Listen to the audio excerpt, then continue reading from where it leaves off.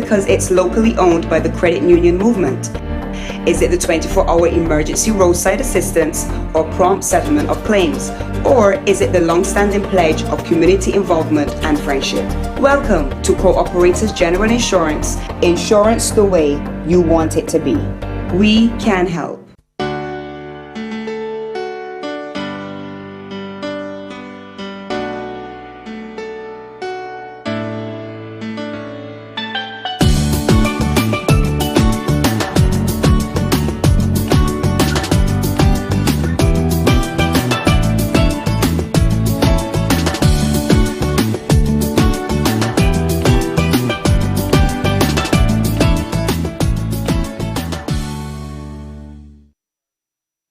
A very good afternoon to you from the Usain Bolt Stadium, Barbados National Championships 2021 under the auspices of the Athletics Association of Barbados and SPOMA.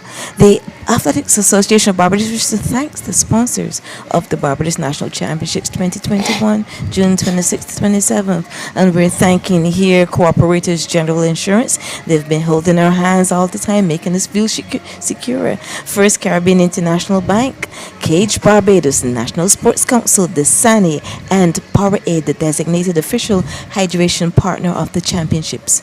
We have with us this afternoon Mr. Harcourt Wason, who's going to give us a rundown of what we can expect from today's competition. Hi, good afternoon, June, and good afternoon to our viewers. As we break for the national anthem.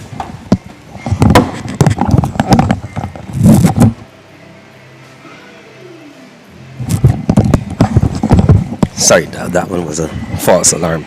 But as we look, before we look forward, June, I think we have to look back at last night in the 100 meters. We finished on a wonderful note. A very high note. An interesting note, I should say. Yes.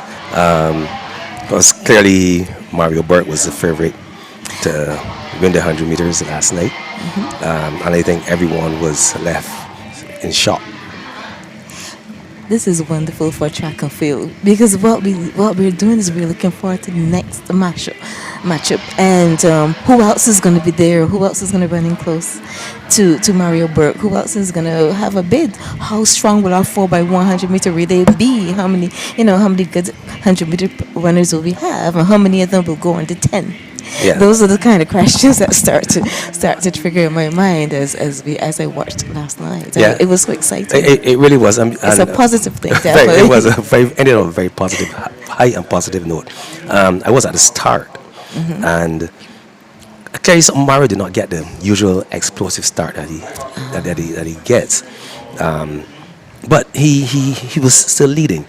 And listening to the stadium commentary, he too was in disbelief that Mario was actually beaten.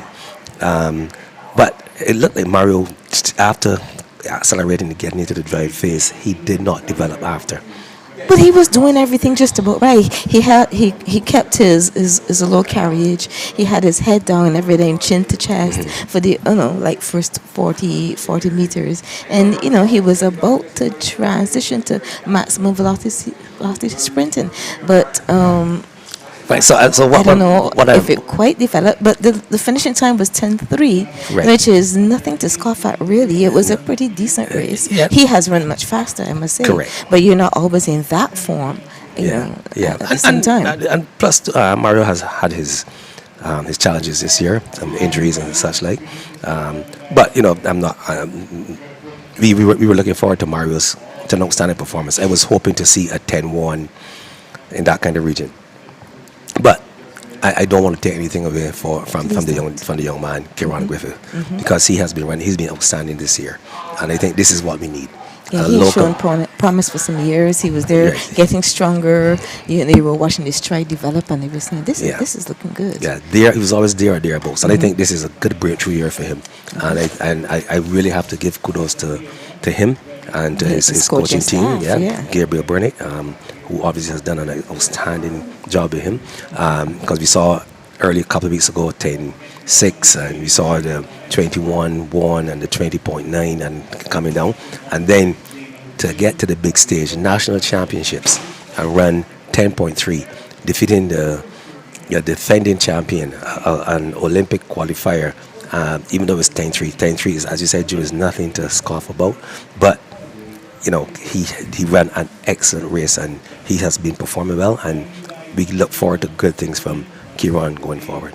Oh, wonderful. Yeah. So we're so proud of our athletes. I'm so happy that we're able to provide the opportunity and the environment in which they can still step out after the lockdown, after all the challenges with school and everything, and show their talent right here. Yeah, sure, for sure. Yes. And another athlete that I want to mention too, June, is Aaron Spencer. Sorry. Spencer. He is a very talented athlete. I've seen him in the 400, triple jump, long jump, the hurdles, and he does all well. Mm-hmm. But Friday night in the semifinals in the 400, he came up against Antonio Hoyt-Small, who we know is an outstanding athlete, and he beat him in the semifinals. And then last night in the finals, he came down to the wire with Nicholas. Right down Nicholas to Deshawn, Anthony, yes. And so he came right down to the wire with these guys. So this is I've made it known long before in many different areas that I have an allegiance, a bias to the 400 meters. So I would really like to see him out there in the 400 meters, even the 400 meter hurdles, because he does have a decent hurdling technique. Yeah. Yeah, we've had some really good history with that. The Young Lions, we've had some long history. 45 point under 17 runners, that kind of thing. So we're gonna make a switch over to the stadium announcer as we are about to start with the national anthem.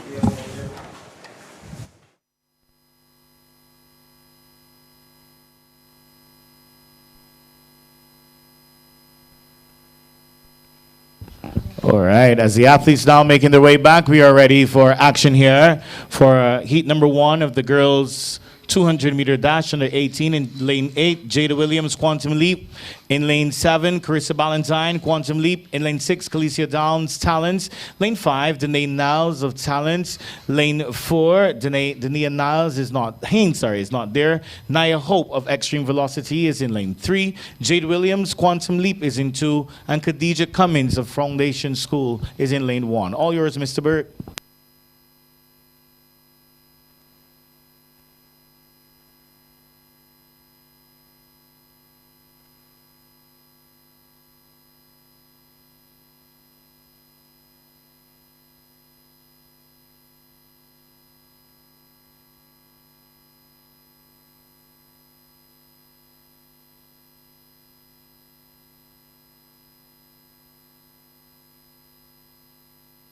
Semi-final number 1 on the way. Remember, the top 2 are automatic qualifiers. Naya Hope looks the best of the lot after the first 50. Cummins from Foundation is trying to make a run back there to make up position number 2, but she would have a lot of work to do. It's all Naya Hope, though, all of pro farmers. Quantum Leap's Ballantyne looks very good there for second. The 2 Talents are trying to get in as well. So it's going to be very close, but Naya Hope and Ballantyne have booked their place into the under 18 girls final. You must get up and run here, especially when there are 3 and 4 semis. It is not a joke.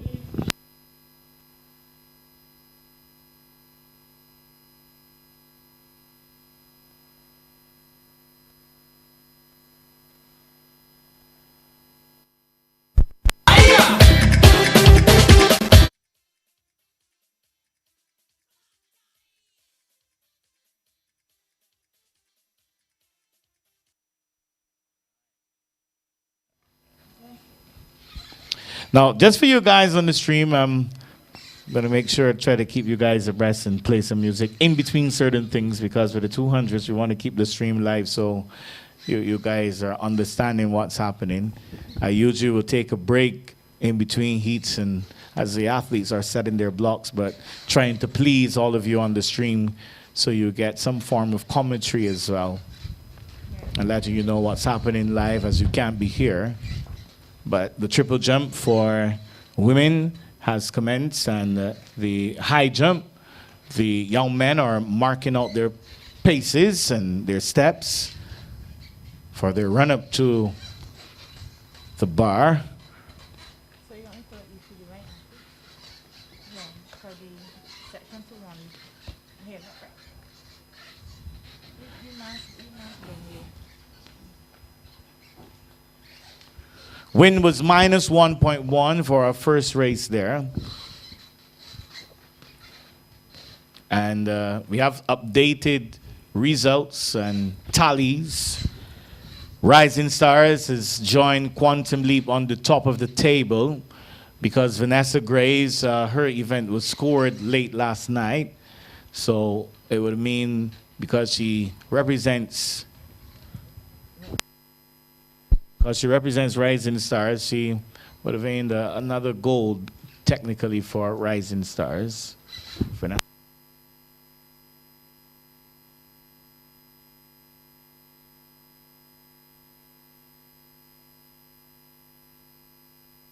We're ready on the line there for section number 2. Lane 8, Jazara Holford, Quantum Leap. Lane 7, Therese Holder, Talents. Lane 6, Tiana Applewhite, Rising Stars. Lane 5, Brianna Boyce, Unattached. Lane 4, Beyonce Waldron, Talents. Lane 3, Amani Kernon, Quantum Leap. Lane 2, Donisha Moore, BSL. And Lane 1, Jasmine Seeley, Quantum Leap.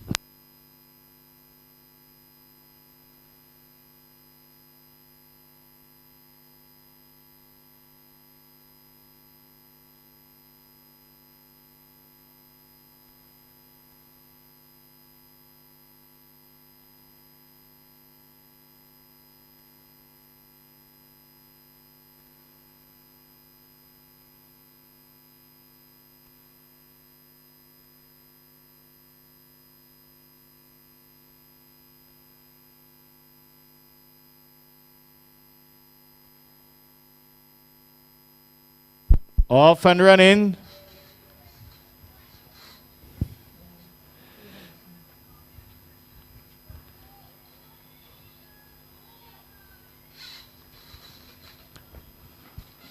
Brianna Boyce and Beyonce Waldron. Waldron running through. Boyce really easing up very early. Looks like a serious campaigner.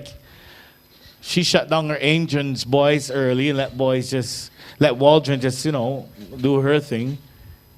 So Waldron and Boyce, automatic qualifiers, Bannantine and Hope have advanced. So the money that was in there, Kernon that was in there?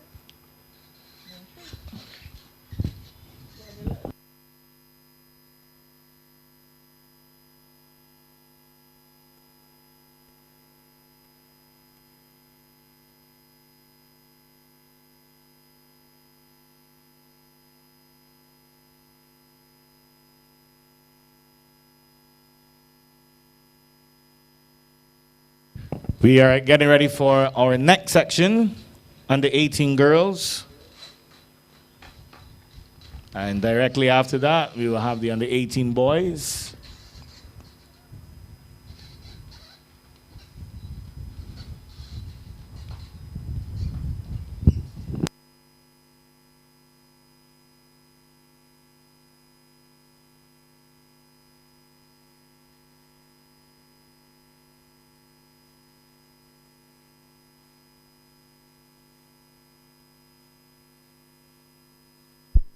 So as I said, we're going to be giving away to a lady on the stream. Remember, if you haven't subscribed to YouTube, make sure you subscribe.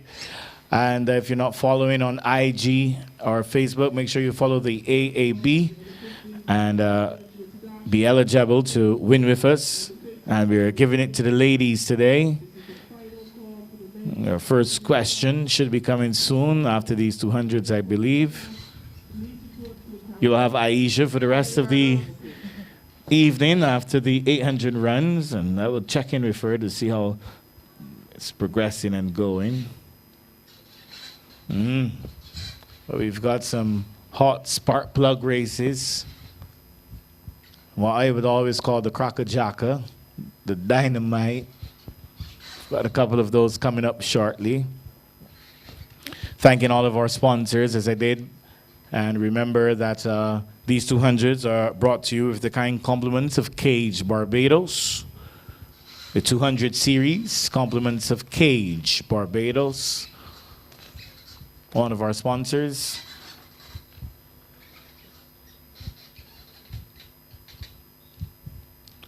Section number 3 in the final section. Lane 8, Niobe Rudder, Rising Stars. Lane 7, Malia Edwards, Rising Stars. Lane 6, Keelia Bentham, Talons. Lane 5, Dania Lewis, Rising Stars. Lane 4, Gabrielle Pinder, Quantum Leap. Lane 3, Kashonia Niles, EDP. Lane 2, Romancia Wiltshire, Talons. And Lane 1, Zakia Hunt, Talons. All yours, Mr. Burt.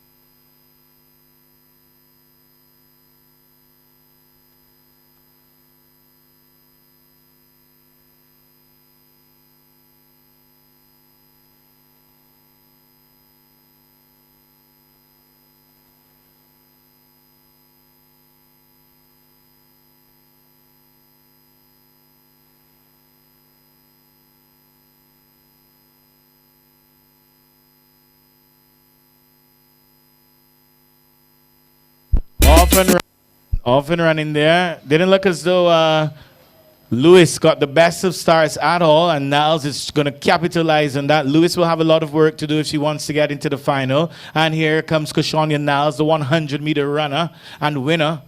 Right here, looks as she's slamming and dismissing this field only in a semifinal. The Rising Stars athletes are fighting for that second place, and Lewis will more than likely get that second place and automatic qualifier spot after a very interesting start there, Aisha. Not quickly out of the blocks, but as I said, these young ladies have the know-how and the will and the way to get the job done.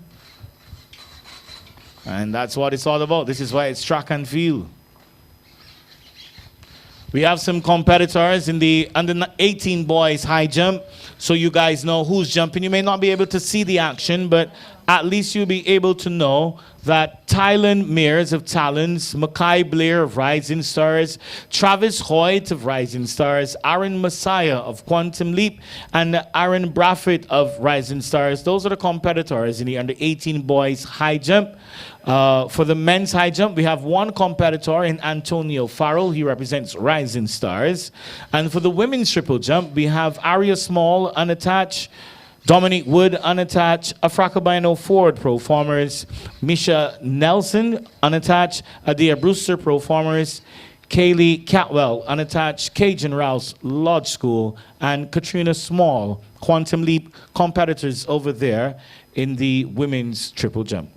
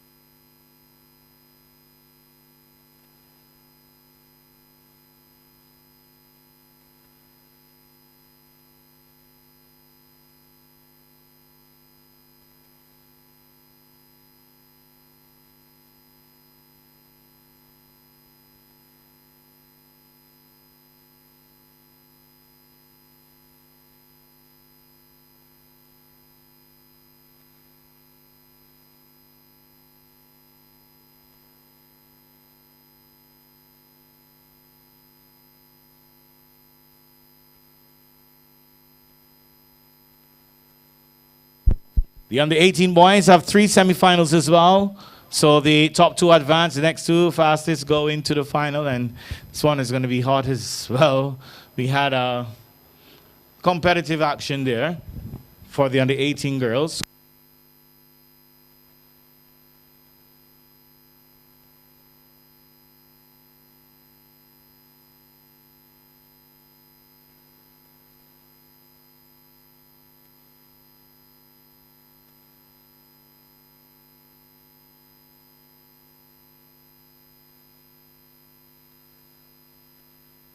We're just awaiting the qualifiers. I will announce the qualifiers for you. Should be Niles, as well as the two Niles there, and Danae and Kashonya, Valentine, Waldron, Hope. We're ready for section number 1 of the under-18 boys, 200 meters. Lane 8, Trey Waldron, Proformers. Kobe Earl, BSL. Lane 7, Marcellus Gustav, Rising Stars. Darian Nelson Turton, Talons, runs in 5. 4, Jadon Pierce, Rising Stars. 3, Josiah Paris, Quantum Leap. Delano Thomas, Rising Stars. And Devon Johnson of Rising Stars, runs in 1. All yours, Mrs. Starter.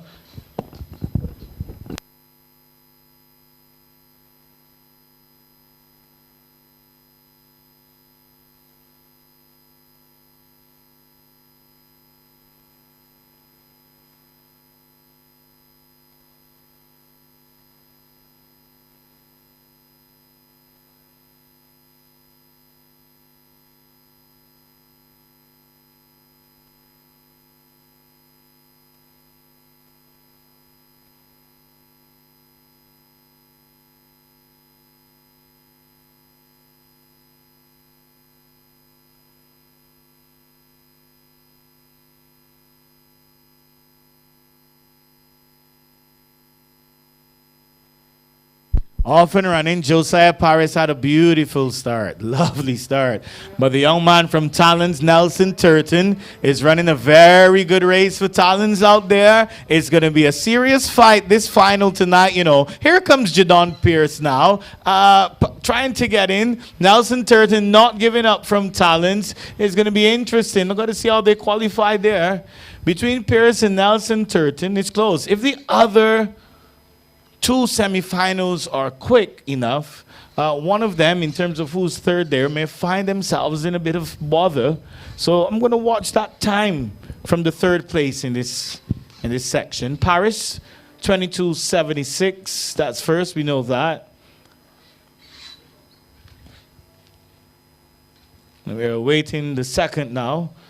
Mr. Best always likes to do his work well, and Pierce got up. Pierce got up for second, 23.06, and Nelson's 23.11. It's like qualifying at the Formula One. When you get in, when it first in qualifying 3, the man in 15th place is the man in danger, and then in qualifying 2, the man in 11th place, and then you fight for pole. So it's going to be a serious fight as I watch it.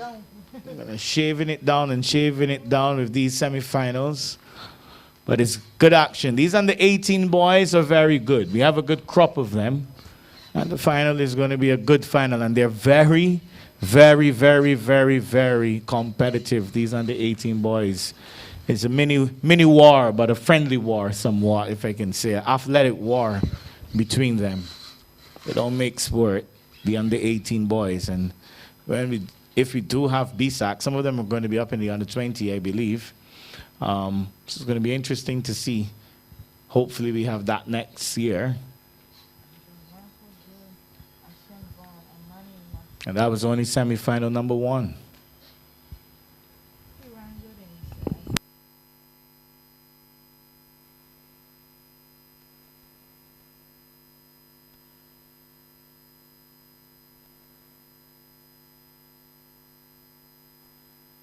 This next semifinal on the line too. The athletes I'm seeing in 3, 4, and 5 too. My goodness, and that's a semifinal. Oh, you guys on the stream, it is very, very interesting here. Sorry you guys couldn't be with us, but you're here still the same way. 377 of you already. A happy Sunday to all of you. I hope you guys had a good meal. And you're enjoying your Sunday. It's beautiful, picturesque conditions here at the Usain Bolt Complex. And thanking the management and staff for doing a fantastic job. Clean and beautiful conditions here at UE. It's hot down here. We can't blame UE for that. But it's extremely hot. So Powerade will come in handy for the athletes to be hydrated. Nice to have you guys back for day 2. And as that final athlete walks back into the blocks, here are these names. Here are these names just for a semi-final. Aaron Braffett, Rising Stars. Sherwin Bourne Jr., Quantum Leap. Nathan Braffett, Talents. Ashem Vaughn, Velocity Management. Amani Maskell Beckles, Lodge School. Jamarco Gill, Pro Farmers. Rodnico Carrington Foundation. And Raquan Wilkinson, Rising Stars. And that was from 8 to 1. My goodness. Mr. Starter, it's all yours.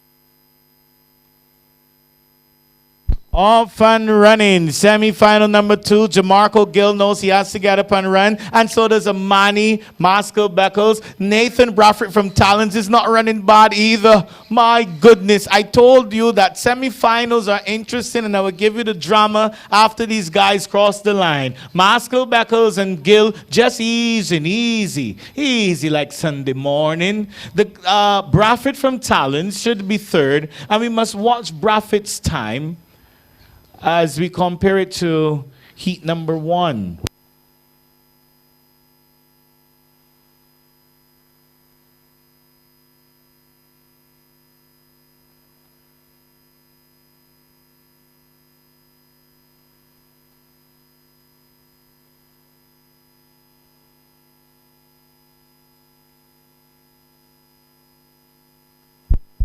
Oh, it seems as though 23:38 for Nathan Braffett. So right now, Talon's knocking at the door.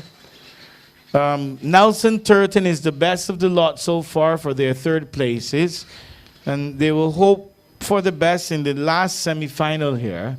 So maybe these two guys can get in, because if anyone else is faster in the final semifinal, they are not going to get in. So all eyes will rest on this semifinal.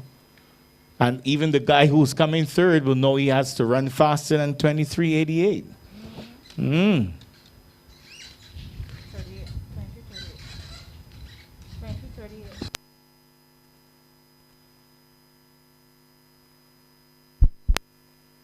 38, 23:38, sorry, and not 88. 23:38 and not 88. Sorry, I was reading something here.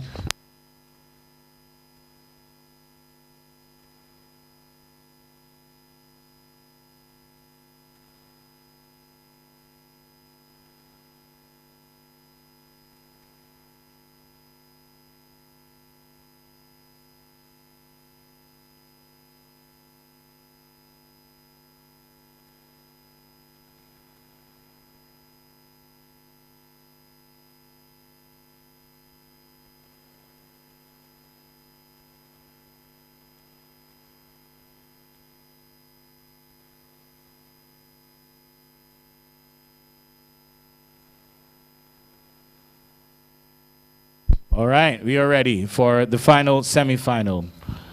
Lane 8, Justin Ford Talons. Lane 7, Zachary Alexander, Christchurch Foundation School. Lane 6, Tashawn Seeley, Elite Distance. Lane 5, Jaquan Pilgrim, Quantum Leap. Lane 4, Reginaldo Spencer, Pro Farmers. Lane 3, Amari Knight, Extreme Velocity. Lane 2, Travis Hoyt, Rising Stars. Lane 1, Omega Georges, BSL.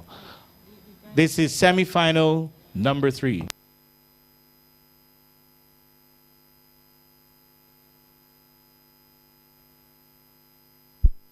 Lane 5, Jaquan Pilgrim there, just adjusting his blocks, and then it's all yours, Mr. Starter.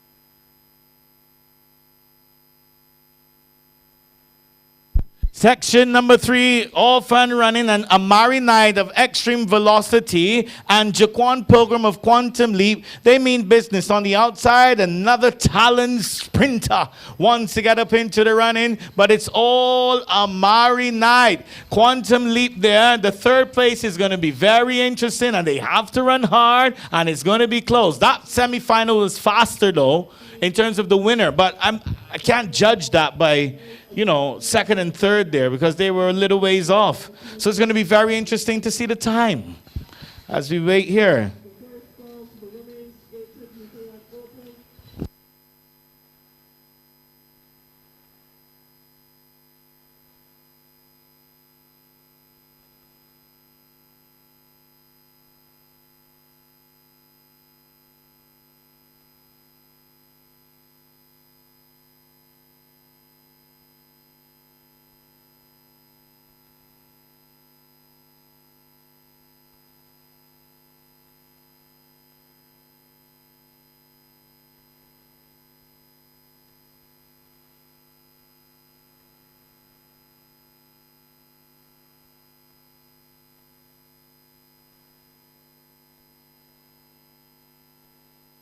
So, Tashawn Seeley of EDP, he came third. And he knocked out Braffett, basically. He knocked out Braffett. Yeah, with that 23-34, we're going to get the official stuff coming up shortly. The win was a plus 3.9. So, wow, that's interesting. A plus 3.9, man. A strong win. The women now are going to set their blocks a little bit behind by 8 minutes, but as the under 15s are going to come, they're going to help us make up some time, I do believe, if they're final.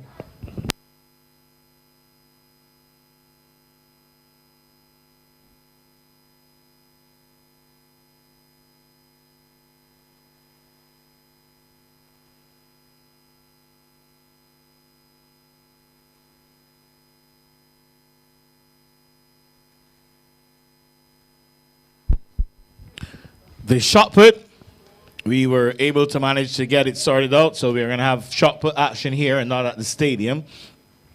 And for the under 18 boys shot put, Aiden Greenidge of BC Track, Tariq Levine of BC Track, and Kyle Bob of Rising Stars are the ones out there contesting the under 18. And I'm going to give you the rest after this first semifinal. There are 3 semifinals for the women as well. Serious fight to get into the semifinals. My goodness. Oh. Lane 8, Muriel Corbin of Freedom Striders. Lane 7, Kayla Yearwood Francois of Rising Stars. Lane 6, Janelle Reed of Pacers Track Club. Lane 5, Sakina Messiah of Extreme Velocity. Lane 4, Raquela Fagan of Elite Distance. Lane 2, Aja Foster of Quantum Leap. All yours, Mr. Starter.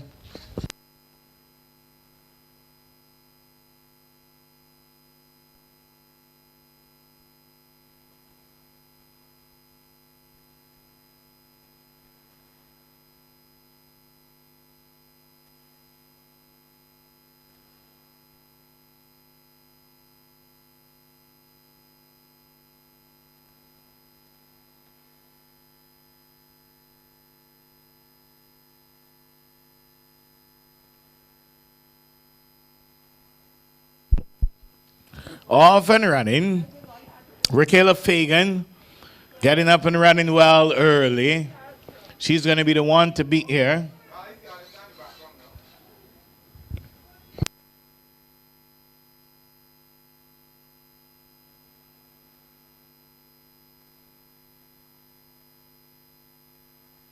Lowell Fagan. We're going to see who comes second.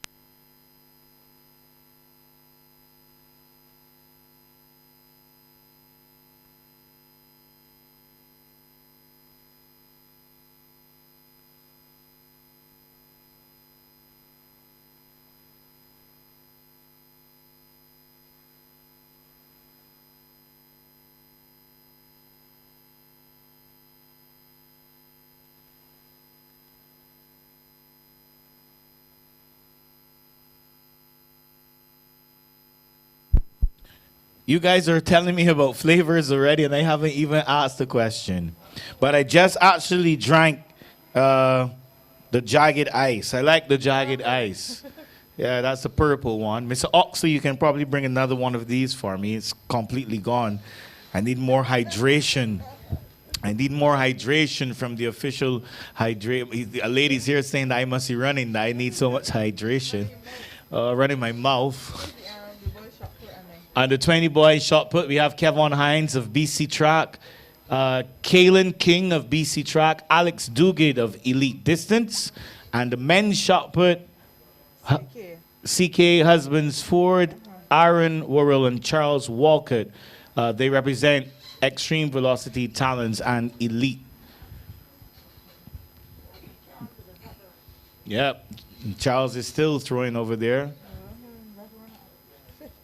I know Miss Barrow Smith still throws, and that if she's still throwing, they probably should go and throw some shot too. All good fun here. Remember, in the championship races, you're going to receive a prize for first, second, or third. I don't think that my good friend Mrs. Small will want to take any sample from me because it's going to be positive. I big up the doping people here as well. They play a very important role in track and field, making sure everybody is good and clean. But that was interesting, and I know my friend from Talons, and he's very, very good with when he comes to crop over as well, Mr. Tate.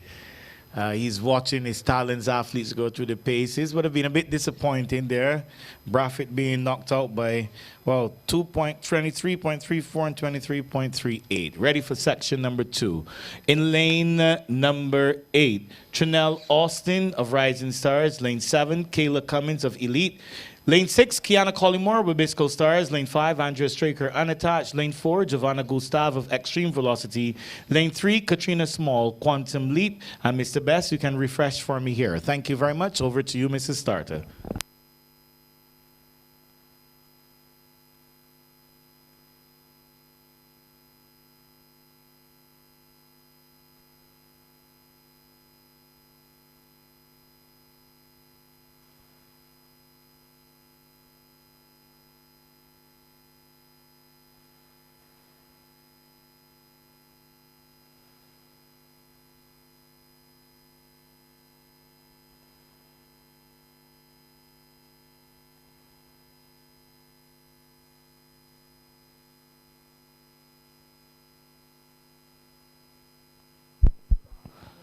Not as quick as they should have been out of the blocks, but here they come now with Gustav flying around the turn.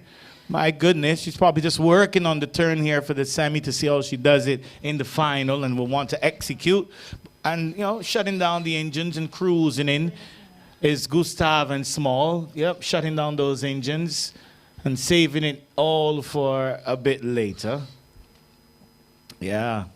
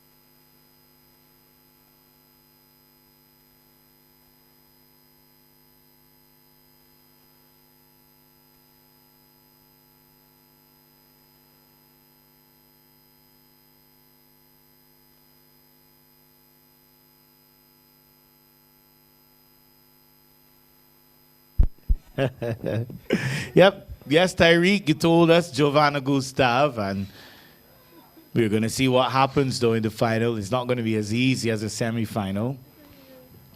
The under 18 boys semi-final, the under 18 boys final is going to be very good. Very, very good. It's going to be hot. Katrina ran extremely well. Mummy seems to be proud. And that's what we do here. We highlight everyone and try to make sure everyone gets a piece of the action.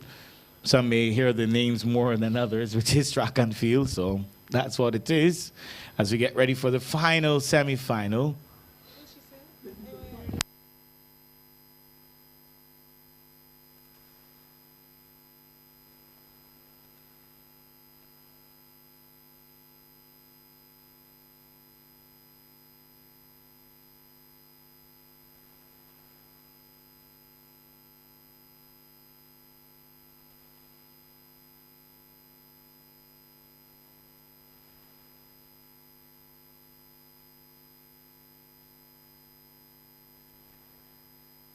Ready for the final semi-final.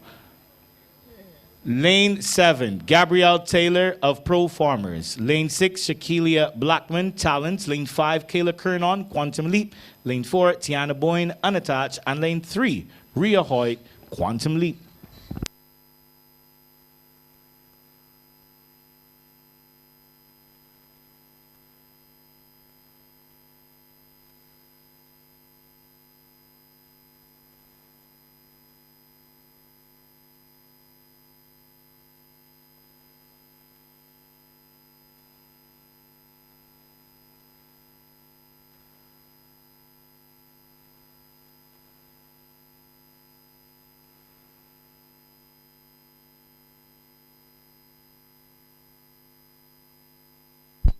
Off and running. Rhea Hoyt running well on the inside there. Kernon is flying too. Quantum Leap looks to want to do the 1-2, but I don't think they're going to get there with Tiana Boyne now coming through. And she's not making sport. Rhea just easing up. And Tiana just striding through. The two of them just, making it to the final. Saying that save it for a bit later. I will see you in a couple of hours. And then we will really turn up the heat. But that's the women's 200-meter semis completed. And we're going to go on to the men after that. And I do enjoy all of the banter on the stream. Just let me let you guys know that. Everybody is entitled to their own opinion. But if you bring information that is incorrect, we will correct it for you. We don't want to mislead you or let you mislead the public with incorrect information. And correct information will be to let you know that Nia Hope, Tiance Waldron, Koshonia Nels, Chrisana Barnentine, Brianna Boyce, Deanna Lewis, Calicia Downs, and Danae, keep getting that name wrong. Danae Niles. They have qualified for the finals of the under 18 girls 200. So Danae, Calicia, Dania, Brianna, Chrisaria, Kashonia, Tiance, and Naya. Get yourselves ready for the big final a bit later. And wishing you young ladies the best of luck. The boys. Under 18, Amari Knight, Jamarco Gill, Josiah Paris, Amari Maskell Beckles, Jadon Pierce, Jaquan Pilgrim, Darian Nelson Turton, and Tashawn Seeley. They are the finalists in the under 18 boys 200 meters. So Amari, Jamarco, Josiah, Amari again, Jadon, Jaquan, and Darian. You guys have booked your place, and you're all going to be in that big final a bit later tonight. We're standing by for the men's 200.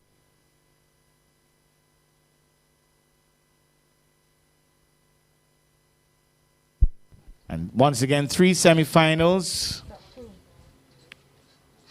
3 semifinals for the men.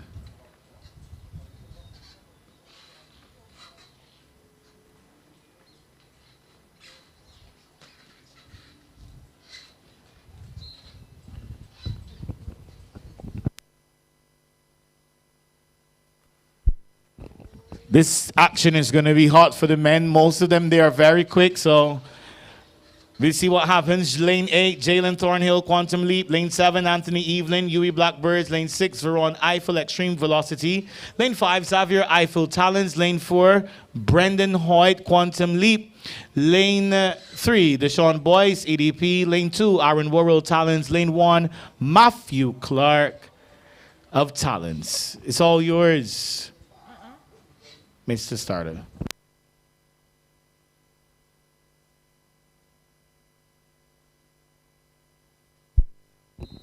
All right, hold on. So what I'm seeing on my screen here, what these guys are putting up, I'm going to get it sorted. So let me do it over again. So guys, you raise your hand. Brendan Hoyt, Quantum Leap is in 8. Shomari Shepherd Rollins should be in 7, Huey Blackbirds. Then Kristen Cummins, Christchurch Foundation School is in 6.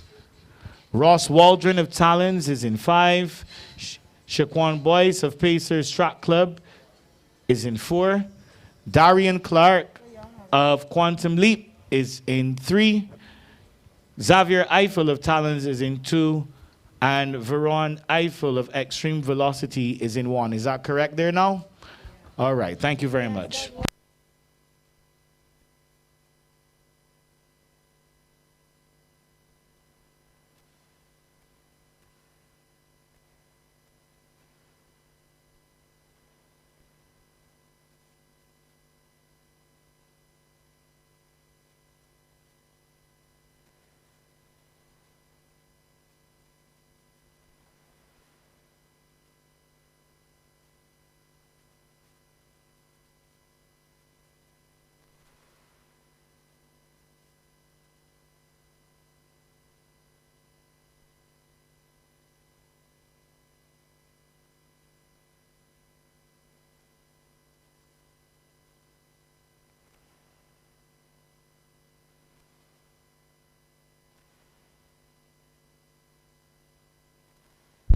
Men running hard.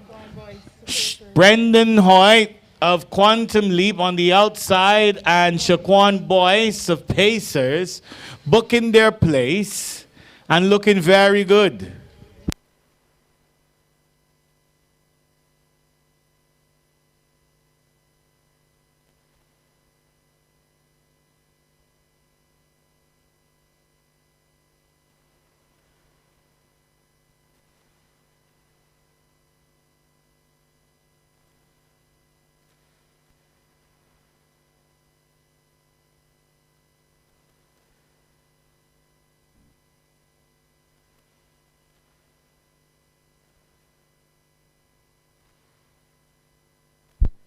Ross Waldron, I will make note of that time there, 22:11 from Waldron.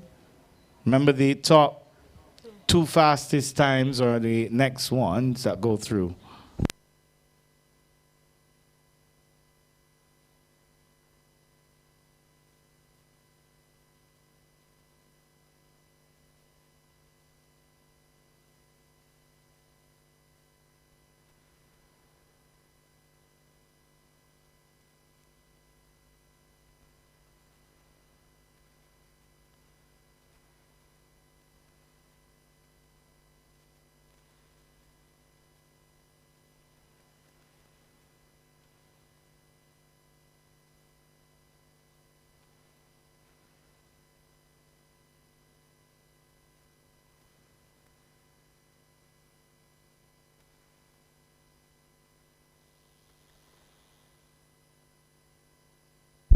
And my darlings, the darlings of track and field. The young ladies look fantastic coming across there for the 200.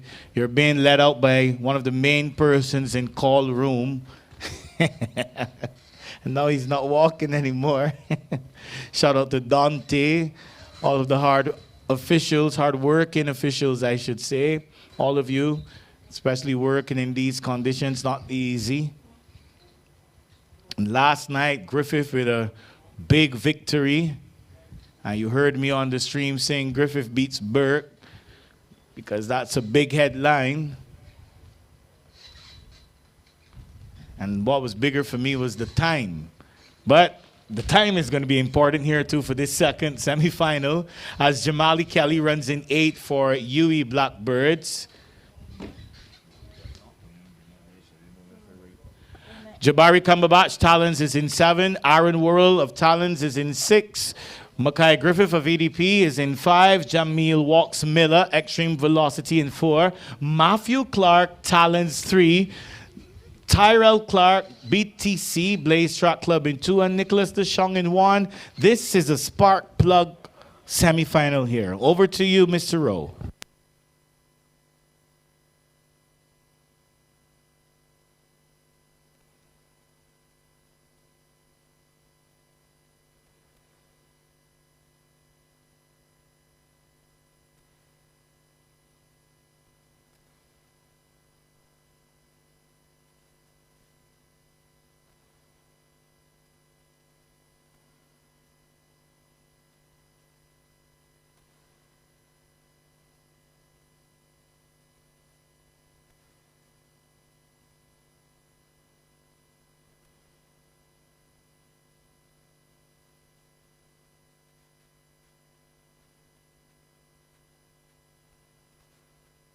Off and running. This is hot. This is hot. This is hot. Walks Miller is flying. Matthew Clark is flying. On the outside from Talent is Aaron Worrell and Jabari Cumberbatch. Sorry. What's going to happen here? Because they all have to run fast. The time has to be quick to get in. But Matthew Clark wants his automatic place. Who's going to get the next one?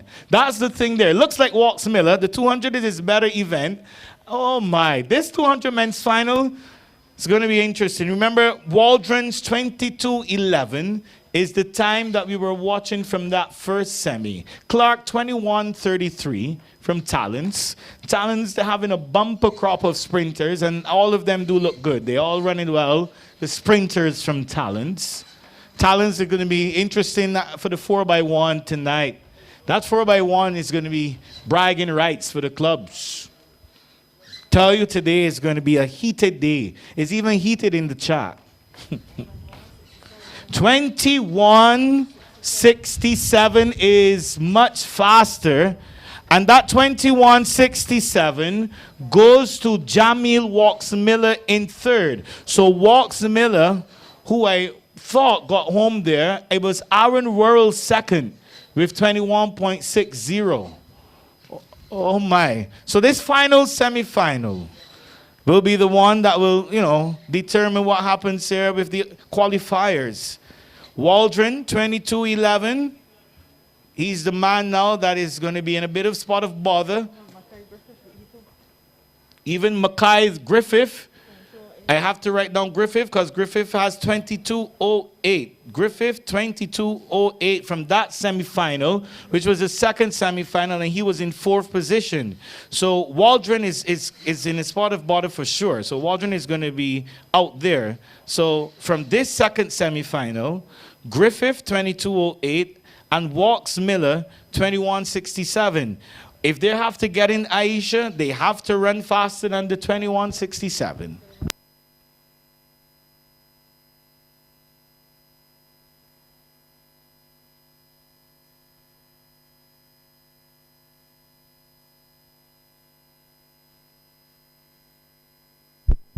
Guys, I'm going to assist you because sometimes we're not going to be able to just call out all of those placings for you. But the reason that we are going to make sure that we improve is by using technology. So if you have your phone, use the inclusive Wi-Fi. Log on to the Wi-Fi here because I will have to do the same thing that you are about to do. And you can get that result yourself there. Let me help you out. So make sure you log on to the UEK Phil Open Wi-Fi and then use aab.sports.bb.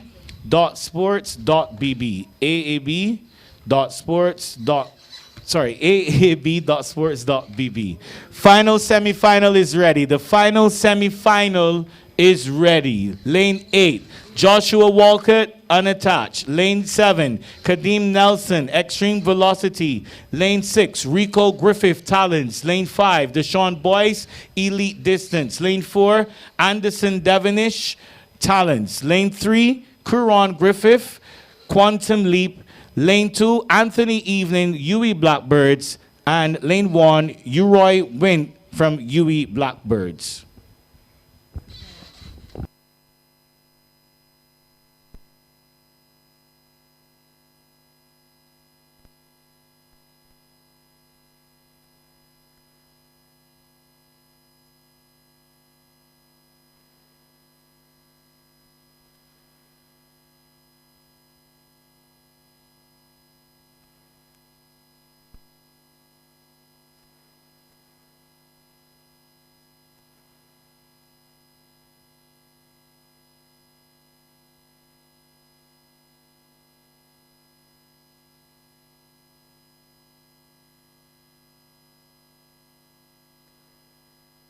They got to run. They got to run. No, they got to run for sure.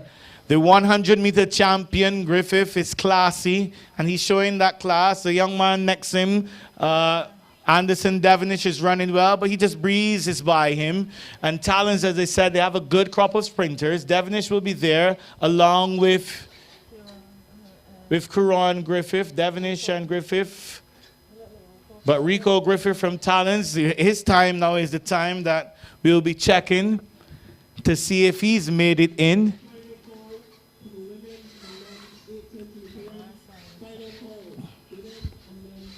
$200 tonight is going to be good. All of them are going to be hot to trot. I'm very excited. Devonish, 21.89. Rico Griffith, 22.16 is not going to be good enough. So when you're in a fast semifinal, this is like a schooling for you. When you're in a fast semifinal, it helps you. You got to get up and run, because the 4th place man in the 2nd semifinal had a faster time than those in 3rd place in section number 1 and section number 2 as well, which makes a very interesting 8, which we're going to announce very shortly. But the darlings of track and field are about to set the track ablaze for this under 15 girls 200 meters. And they're going to be all finals now from here on. All big finals. The start team removing those blocks, as the under 15s don't use blocks. They would start in the under 17 and the 18 division. They probably have started practicing those blocks, I do believe, in the under 15s. Whenever they're doing their practicing. It's three-time finals. This one is going to be interesting because this is 3-time finals. 3-time finals. So it's not that I come as a young people say, and the children in primary school, I come first. It's not about coming first here. It's about running fast and getting that time. Mr. Best, is the first question ready as yet? I want to give away to the ladies. Big up all of the ladies in the chat. And shout out to you guys, and shout out to everybody, especially those of you who are far and away and in different time zones. Thank you guys for being part of our national championships. We're one of the only sports, actually, to be happening in Barbados during COVID. We've been doing extremely well. The big guns, and some of them are here and competing. The men's triple jump was very competitive, and now we move on to the time finals of the under 15 girls 200. Lane 8, Sierra Wave, BSL. Lane 7, Destiny Bruce, Rising Stars. Lane 6, Alyssa Weeks, BSL. Lane 5, Sharifa Best, Quantum Leap. Lane 4, Zarina Williams, Pro Farmers. Lane 3, Ciara Beckles, Pegasus. And Lane 2, Janicia King, Rising Stars.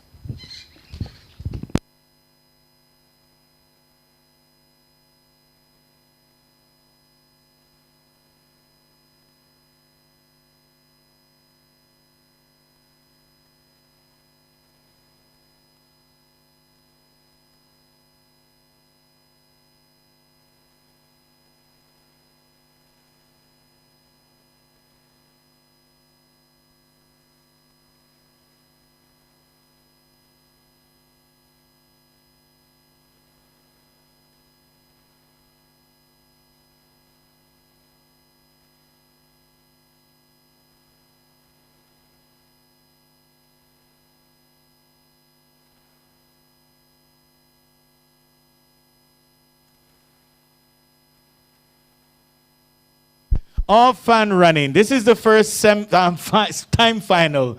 Yes, so excited. Got my words mixed up there. But the outside lanes, they were saying that the outside lanes in the chat seem to be the better lanes. It's looking that way to you guys who are on the stream watching, because the young ladies on the outside here in this first time final are running the best out of the lot here.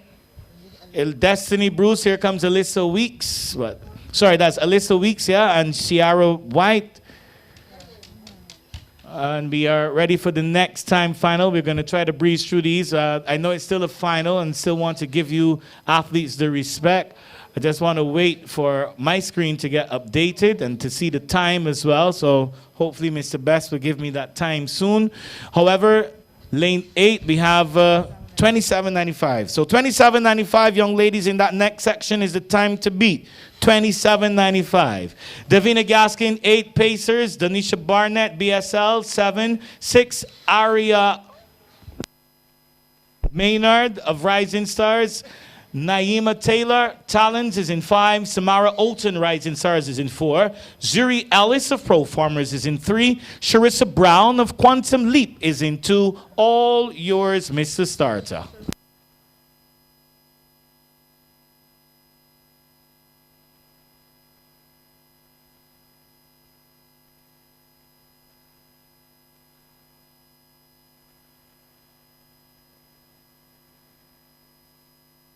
Off and running, 27.95, the time to beat.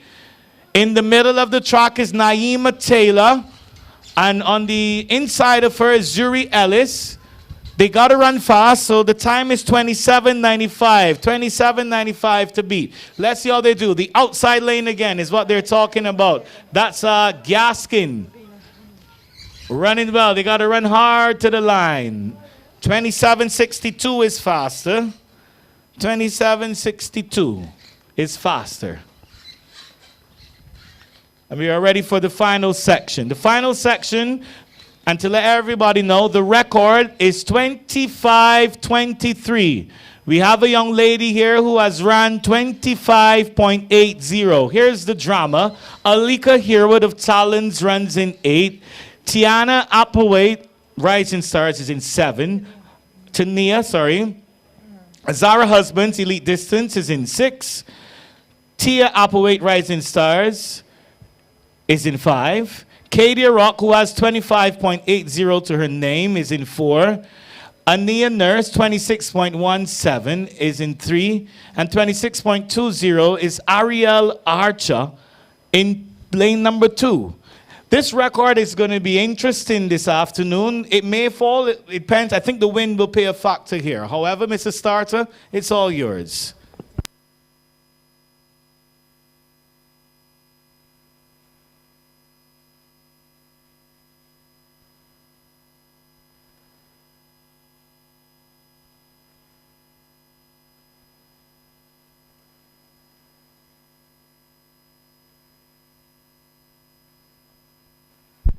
Big race, cracker jacker, spark plug, lightning bolt, whatever you guys want. This is this type of race here. Anaya Nurse is going to challenge Kadia Rock. Nurse has a lot of work to do, but this girl from Aline is bringing it to Rock. This girl, Anaya Nurse, is bringing it to Kadia Rock. This Rock has the heart. Rock seems to have the heart. My goodness. Oh, my word. I've been telling everyone that these under 15s are some of the best I've seen for so long. These under 15s are super. 25.81 Kadia Rock. This young lady has turned up to the party every single time she's been asked. And she's dancing her way to victory all of the time. Just outside, basically, that's a PB for her. 25.81. Oh my. No, right. She had 25.80, so she's consistent on her times. Thought it was a little faster, Aisha. I got so excited.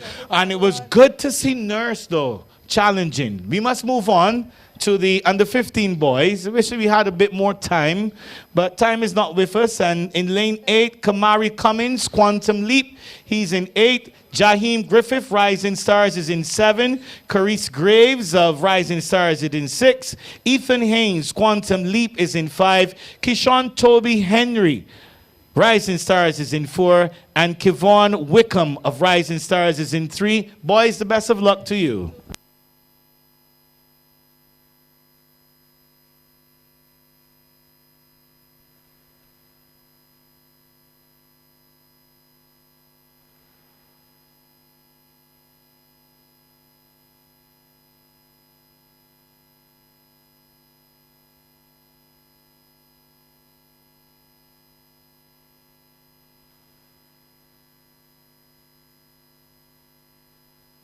This one is the first semi-final. There are 2 of them.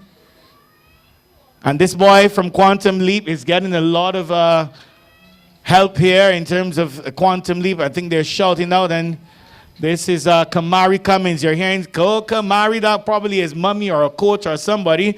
But Jaheim Griffith of Rising Stars trying to get there. 25-39. 25-39 for Kamari Cummins. The record is a 23.27 by Shakir Sandiford back in 2008. That's a lot of running for under 15. We'll see how these guys do, though. Lane 8, we have Ethan McCollin, Quantum Leap. Lane 7, Malik Duglin, Rising Stars. Lane 6, Kriston Nurse, The Allen School. Lane 5, Xavier Knight, Rising Stars. Lane 4, Ethan Hart, Quantum Leap. Lane 3, Enrico Jean-Pierre, Rising Stars. Lane 2, Nikolai Cox of Blaze Track Club. And Lane 1, Kevin Webster of Rising Stars. All yours, Mr. Starter. 25-39.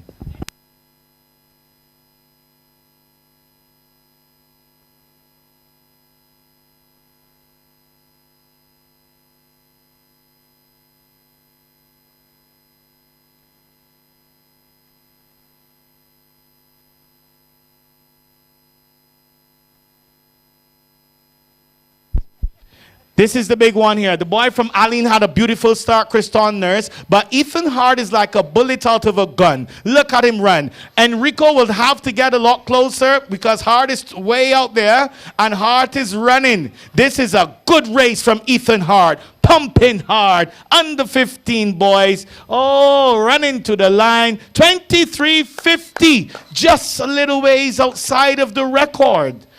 The record 23:27, and that was 23:50. That's a personal best for him. His personal best 24:15. Oh my, his coach must be happy. Mr. Burnett and the crew over there from Quantum Leap. And Miss Maynard said his farm is looking a lot better. I mean, you hear a lady like Miss Maynard saying that, that's good. Round off to 23:88 plus 0.4 win. I don't know. Dorian's computer is doing its thing up there. Oh, my. Any update on the triple jump for women? Let me bring that for you. I do have an update, and I'm going to give you, and this is what I want from you guys in the chat. Bring your comments, and we will try to respond because you guys are fantastic. This is after 3 rounds of triple jump action. I can let you know that Adia Brewster seems to be in 4th, yes, 10.93. 3rd place is Cajun Rouse, 11.47. 2nd place, Dominique Wood, 11.49. And Aria Small is leading the women's triple jump, 12.02. The AAB wishes to thank the sponsors of the Barbados National Championships 2021. Corporators General Insurance Company Limited, the National Sports Council, First Caribbean International Bank, Cage Barbados, Dasani Water, the Barbados Olympic Association, and Powerade, the designated official hydration partner of the Barbados National Championships 2021. What makes an insurance company stand tall above the rest? Is it the affordable premiums, flexible payment plans, or multiple locations to serve you better? For Is it because it's locally owned by the Nationals. credit union? Is it the 24-hour emergency roadside assistance or prompt settlement of claims? Or is it the long-standing pledge of community involvement and friendship? Welcome to Cooperators General Insurance. Insurance the way you want it to be. We can help.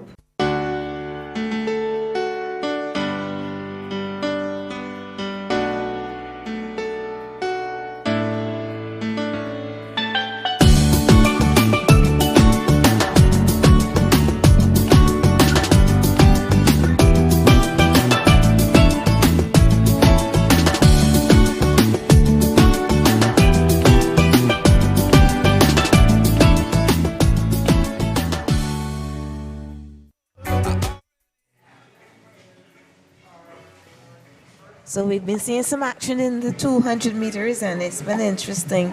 I know that for the year, though, we've seen Barbadian athletes like Kuang Griffith do 20.91 and Matthew Clark with a 20.83. So we will be looking forward to the finals this evening to see those times come down from 21.7, come all the way down, maybe 21 flat and something under 21, 20.4, sure. So there's the excitement building for this. In the girls category, Hannah Connell already ran 23.49 for the year. So we're looking to see what the females can do today in terms of bringing the times down from the 25s we've been seeing and come down closer to 23, even 23.9, 24 flat, something like that. Looking really nice and ready to go. The excitement coming up will be also in the 400 meter hurdles. We can barely wait for the men to run their 400 meter hurdles. It was exciting watching Rasheen get his paces together, measure his steps in between the hurdles, and having had a little practice with that on this particular track on Friday means that he's just about ready to let loose and do a really good time tonight in the finals. And Nathan Ferguson, we were right there. He would have done 51.47 early in the year. So we're looking to see what can happen, who else can push and make the times fantastic for the national championships for 2021. We're so proud of these athletes, and we're proud of our sponsors, and we're thankful to our sponsors: Cooperators General Insurance, First Caribbean, Cage Barbados, the National Sports Council, Desani Waters, Barbados Olympic Association, and Powerade, the designated official hydration partner of the 2021 Barbados National Championships in Athletics.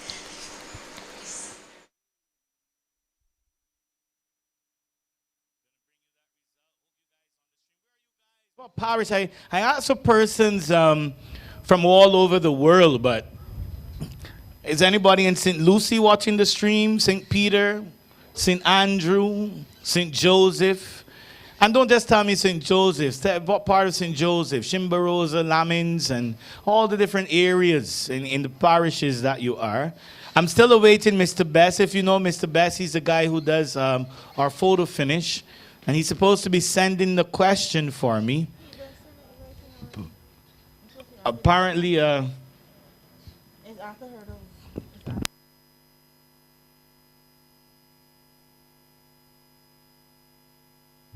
so Aisha, because we're giving it to women, Aisha is going to be the person doing that giveaway for you. That's good.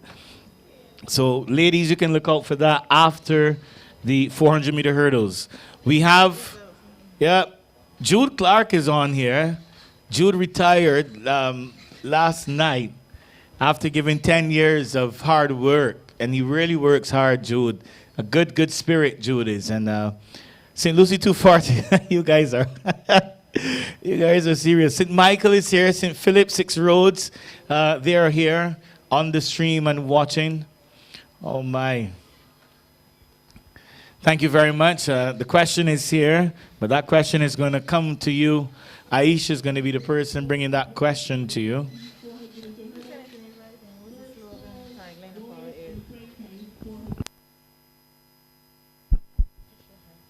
We're getting ready for the 800 women's and men's. And the triple jump last night, we had some big guns. I'm going to tell you big guns were competing last night. Jaden Ford was 6, 13.07. The John Walcott, Jaden jumps from Christchurch Foundation School. The John Walcott Velocity Management was 5th, 14.13. Antonio Weeks Rising Stars was 4th, 14.79. Jamuel Miller was 3rd, 14.95. Jadon Broom was 2nd, 15.45. And Nathan Crawford Wallace, 15.51. These guys were very competitive back at in BSAC too. Triple jump action was hot, and these guys are still doing well. 15.51 and 15.45, yeah. We are ready for the women's 800 meters. Lane 5, Renea Roberts, unattached. Sade Seeley, EDP. She is in lane 4. Roberts runs in lane 5. Zail Price is unattached and runs in lane 3. They are going to run in their lanes for the first 300 meters. Mr. Wason, I think Mr. Cox is trying to get your attention there just to make sure everything is good over there. They run the first 100 in their lanes. Meet record 2:04.89 set by Sonia Gaskin.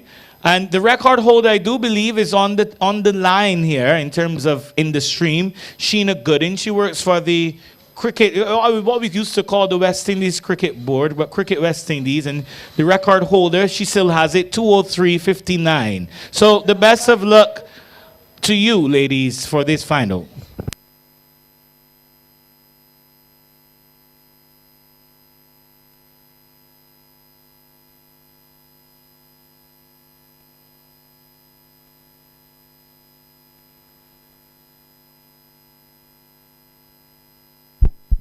.800 off and running. Remember the meet record 2:04.89. The classy athlete in here, Sade Seeley, has run 2:05 already. So she's going to be pushing more than likely to see if she can get a meet record here. Sade Seeley, all out in front.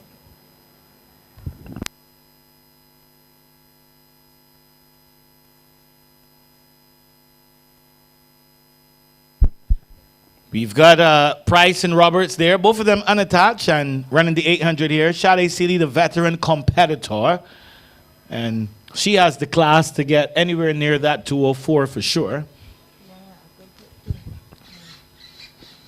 We're going to see the split time for the first 400 as she hears the bell, and that split is around 59.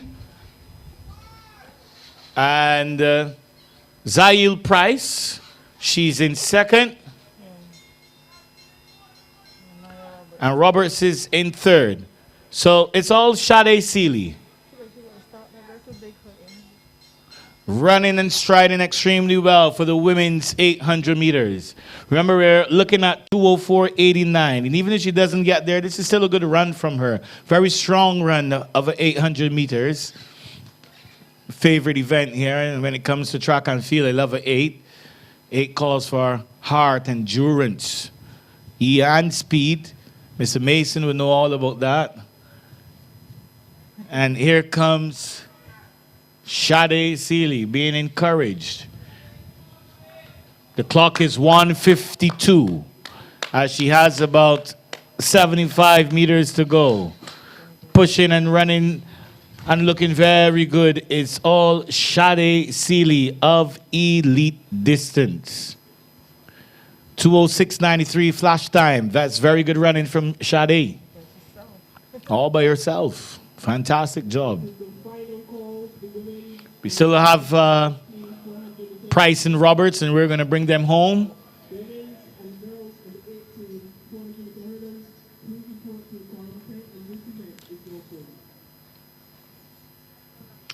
And they're saying about what is this that you guys are here saying? Let me think. Yeah, oh my, a match race. That would be a very big race though, Jude. A match race. I'm going to deal with that after these young ladies have finished before we get to, I think the men should be up next. It's going to be my final event here. Oh my. And that's Roberts completing her 800 meters.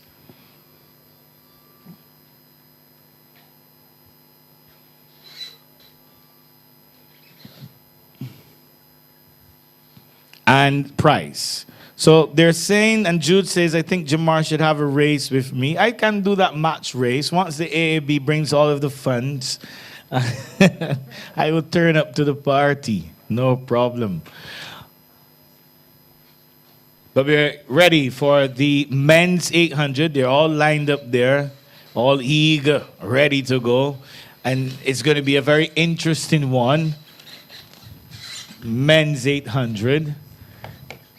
I think this race is going to come back around 158, you never know, 157. Could be even faster than that. It has the speed in it, and it has the strength in it as well.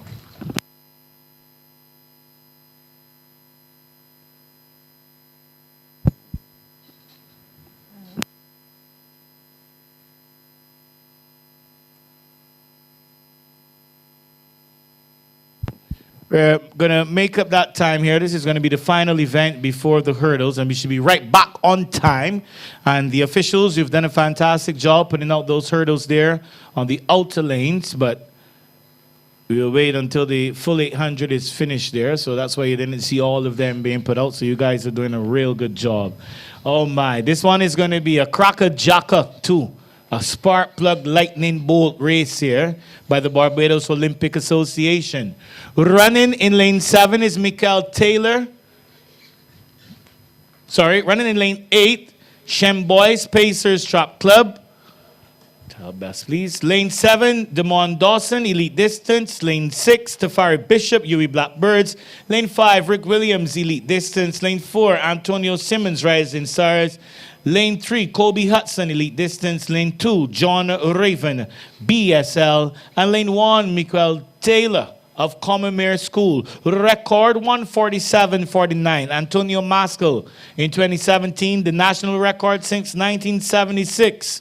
1 minute 46.24 by Orlando Green. The best of luck to you young men.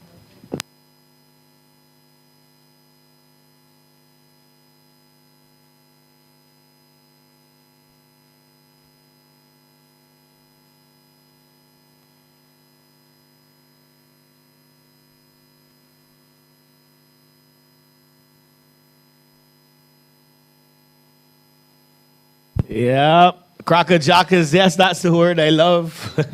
Spark plug now, lightning bolt. How are they going to look? Damon Dawson running well. Shem Boys, the early runners, they're there. Kobe Hudson, their breakover. And it's Tafari Bishop. Looks to be out in front early, followed by Dawson, followed by Boyce. Oh my. They all look strong. They've ran about 250 meters, and the pace is okay, because all of them are still there. But it's Tafari Bishop, and he's really tracked by Dawson. It's just as though you're waiting to make your move. Shem Boyce takes a little closer run on the inside, and Rick Williams is getting closer. So is Antonio Simmons. There's a bunch of 5 of them up there. You're going to see some speed though, and some jostling. Rick Williams jostles his way to the lead. And this is why I love the 800, because it's all about your game plan. What is the game plan here? Bishop is saying, where are you going, Rick? This was my lead, and he takes it back. Dawson is there, and the pace starts to quicken, and it's getting hotter. And this boy, Tafari Bishop, is sprinting now by the 200 mark. Here comes Dawson of Elite Distance as the pace quickens. This is where you have to have the stamina, the heart, and the pace to keep up. And Tafari Bishop is running his heart out here this afternoon. It is all Tafari Bishop. Dawson is still there, and anybody with a late kick now could probably get home and change up the story. And this is the late kick coming from Rick Williams. Here comes Tafari Bishop.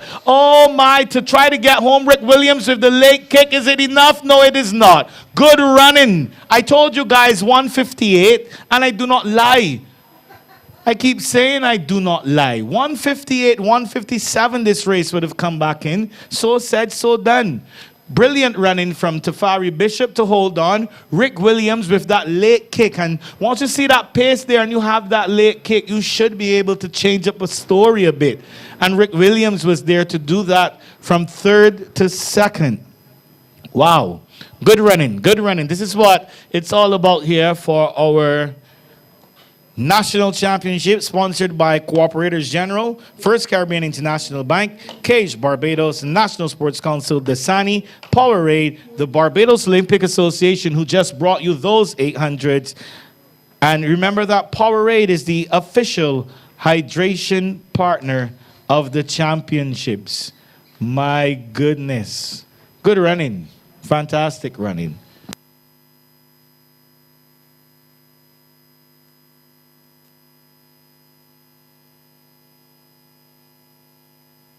In professional sport during COVID-19. We all know what challenges COVID-19 has posed to all of us, as individuals, irrespective of what you do. For me personally, it has been difficult. It has been difficult because it's something that we're not accustomed to. For instance, playing in front, no spectators was hard. For me personally, I tend to 574 persons from the crowd to build a little bit of atmosphere, to build a little bit of enthusiasm, and just get your body going, get into it. And for me, I like playing in front of people because a lot of people appreciate what you do, and not having that spectacle was difficult at first. For me, I felt in certain situations, particularly in a test match, you tend to just drive on the crowd for that energy and that atmosphere, and it wasn't there. So for me, I didn't have to call on my inner, I guess, personal pride to carry me through. My competitive nature at that, particularly the first series in England was strange, and at times, I guess there was always a rivalry between myself and Ben Stokes, who's a leading all-rounder in world cricket as well. So I used that to fuel my energetic spirit and that competitive nature that, I would normally have. And for me, it got me through. But from then till now, I've pretty much traveled around the world and been in bubbles. I had probably a 6-month stretch playing in biosecure environments. And it's funny that we spoke earlier about mental health. I know for sure mine was tested. And I did see some very tough times, because on any given tour, for me personally, I like to just drift away from the actual sport, play a bit of golf, and just try to just unwind that way. And having cricket at the forefront of your everyday life, became very, very difficult. I had nothing to turn to. It wasn't a case where I could have family members around as well because of the restrictions of each bubble. So that became that posed another challenge for me personally. It then led me to not going on the recently concluded tour to Bangladesh, and I didn't go for a number of reasons. I didn't think as though the integrity of the bubble there was safe, and practically because I've been on the road for 6 months, going through bubble to bubble, and I had been home for a little while, and I was starting to feel a little bit of mental fatigue. But having said that, and having said everything I've said before, I am privileged to be in a position to play professional sport during a time like this. And I think all of us had appreciated the fact that we were able to continue our resumed sport. Still a lot of sports are still up in the air and haven't had the privilege that we've had. So I think us as professional cricketers, particularly, we're very, very lucky and privileged to still be making a living, during these times. And I guess that's it for me in a nutshell as to my experiences playing in a biosecure environment. I guess at the very end, I'll be open to any questions, and I hope that provides some kind of insight as to how I have experienced, playing cricket during COVID-19. What makes an insurance company stand tall above the rest? Is it the affordable premiums, flexible payment plans, or multiple locations to serve you better? Is it because it's locally owned by the credit union movement? Is it the 24-hour emergency roadside assistance or prompt settlement of claims? Or is it the long-standing pledge of community involvement and friendship? Welcome to Cooperators General Insurance the way you want it to be. We can help.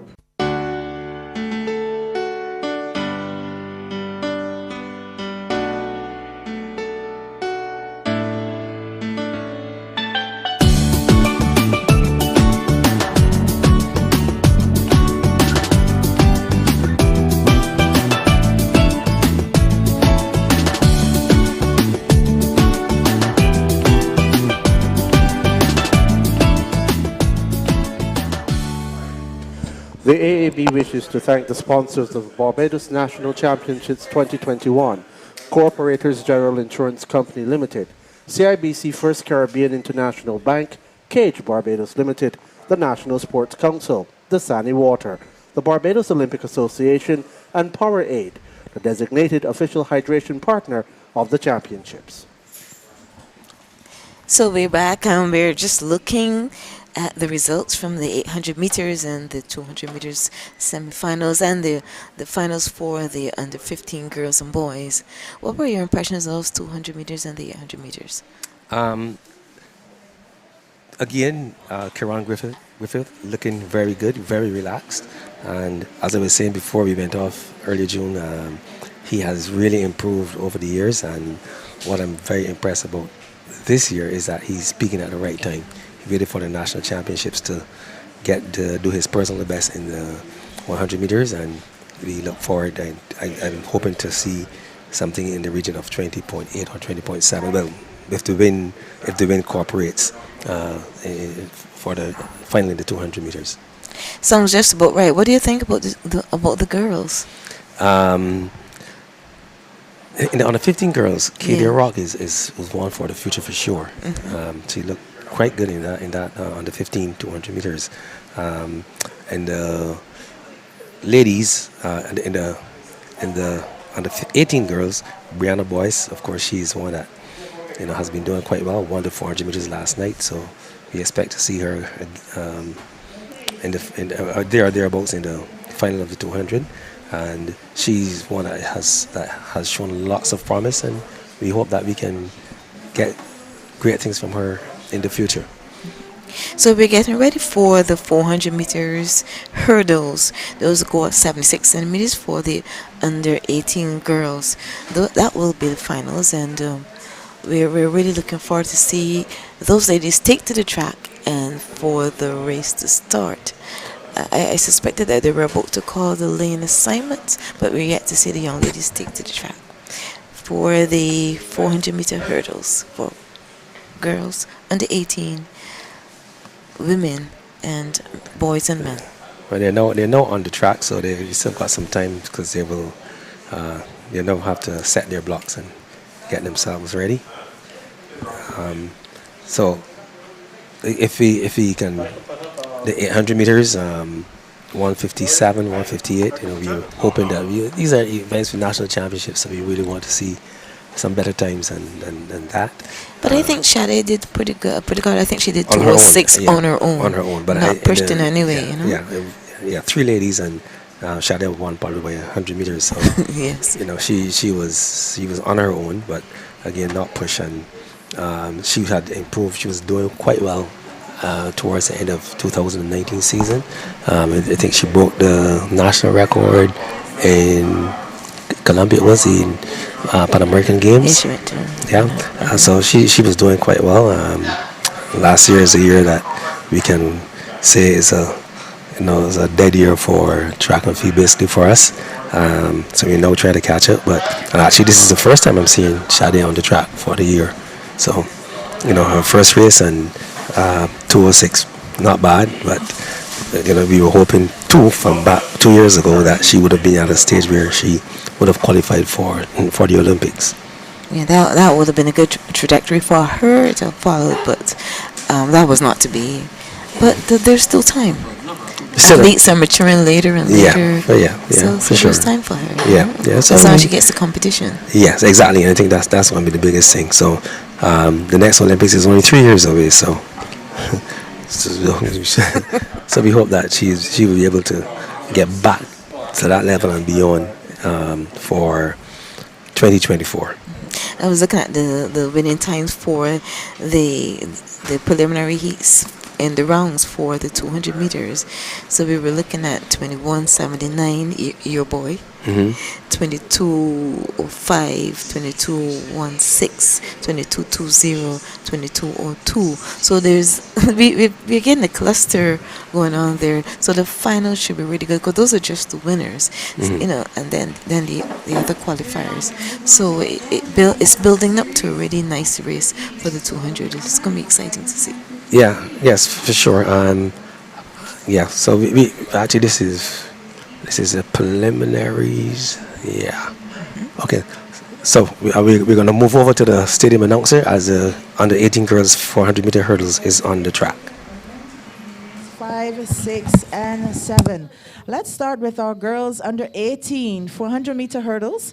In lane 3, we have Adriana Holder of Full Flight Athletics. And in lane 4, we have Rianne Price of Christchurch Foundation. Those are your two competitors in the girls under 18 400-meter hurdles.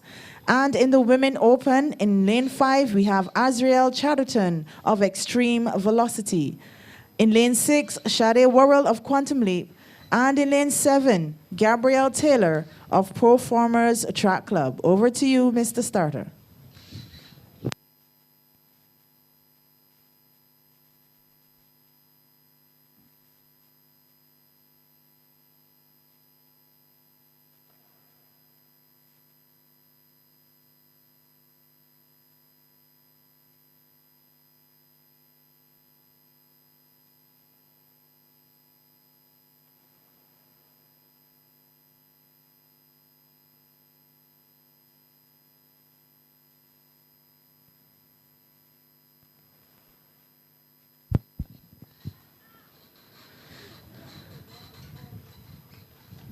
That's Sade Worrell of Quantum Leap being challenged by Azriel Chatterton of Extreme Velocity. Rianne Price is running well also of Christchurch Foundation School.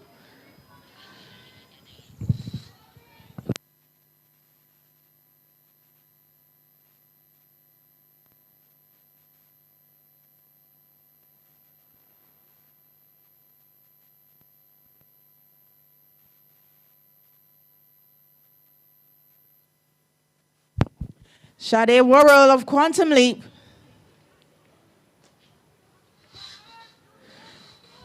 Rianne Price, Christchurch Foundation, and Azriel Chatterton. But it's Sade Worrell of Quantum Leap. She will take this women's 400 meters hurdles. Azriel in second place. Yes, we know Rianne. Burns. Good job. Finish strong.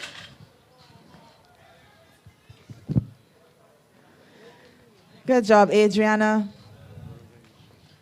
Let's walk across that line. Good job, ladies. Next up will be our boys 400-meter hurdles under 18.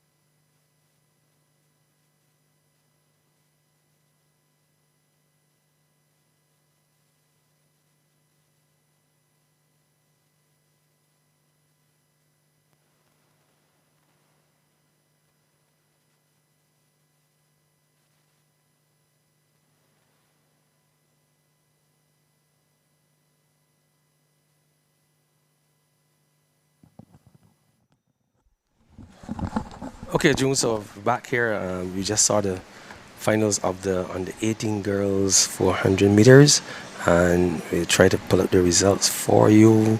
400-meter hurdles, that is, under 18 girls. The result is not yet available, not yet posted. Yeah, but if when we look at we go back to the 200 meters for the under 15 girls. So we had at the end Katie Rock with a time of 25.81, and Anaya Nurse of the Adding School who is at 25.84. Interesting enough, Anaya, she is one of the young ones in this event. She will be 13 this year, so it's not bad. Oh, so very that's good. an impressive time. Yeah, I like the effort she puts into her race. Sure, And definitely. with training, when we can take away some of the excessive movement, she's gonna really have some good times coming forward. Yep. And talking about excessive movement and training, if you look at the under 15 boys, and of course a name that had become a household name last year, Ethan Hart, Quantum Leap. He ran 23.88, and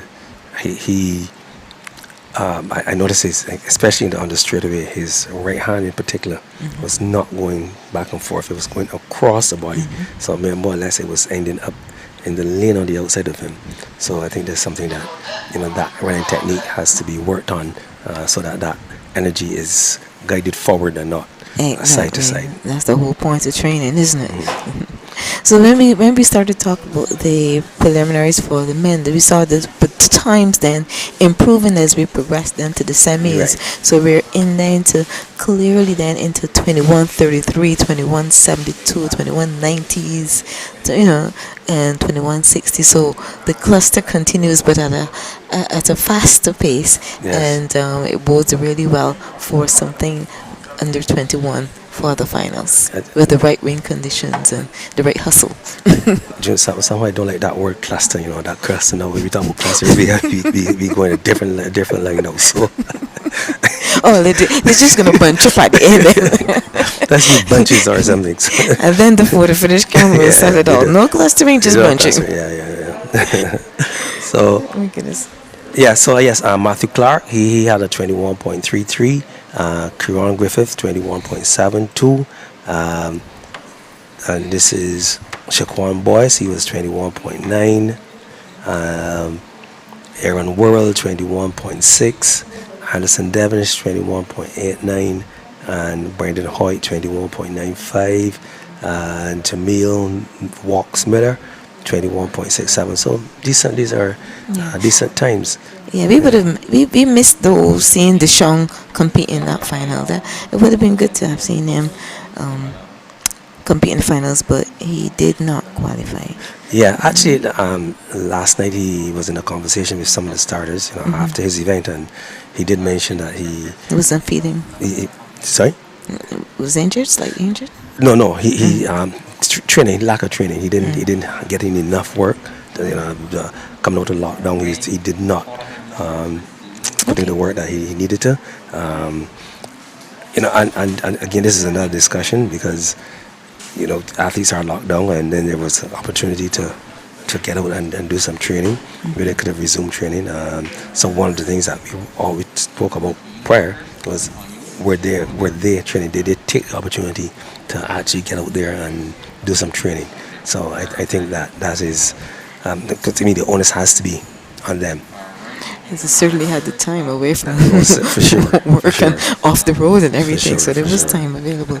But not everybody dealt with this. Yeah, pandemic in the same agreed. way. Yeah, agreed. It was and still is difficult for everyone, and for that matter. So we will hope that it will be lessons learned for our athletes. We still want to see that independence, and of course then there should be the communication between athletes and coaches about programs and continuing training. But like I said again, the onus is, especially for those athletes who were hoping to qualify for Carifta, those who are hoping then to get to under 18, NACAC under 18, then there's Pan Am Juniors, and of course, you have for the older ones who are trying to who might want to qualify for Olympics. So, we don't have to have all our only overseas-based athletes qualifying for Olympics. We have our home-based athletes, and again, Kieran Griffiths is a good example that he has improved leaps and bounds, and with maybe we'll see better things from him. Yeah, we certainly want to put as much support behind these promising athletes as we For can. sure. We were even able to see. I mean, as we go ahead through the meet, we can see even more because we can see some of the high jump. We were able to see, that wasn't available before, but we can see some of the high jump, and as the camera pans across the field, we can see the horizontal jumping going on the other side. Yes, on the other side of the field as well. I think it's the ladies' long jump is going on, men's high jump, and right now, ladies' shot put.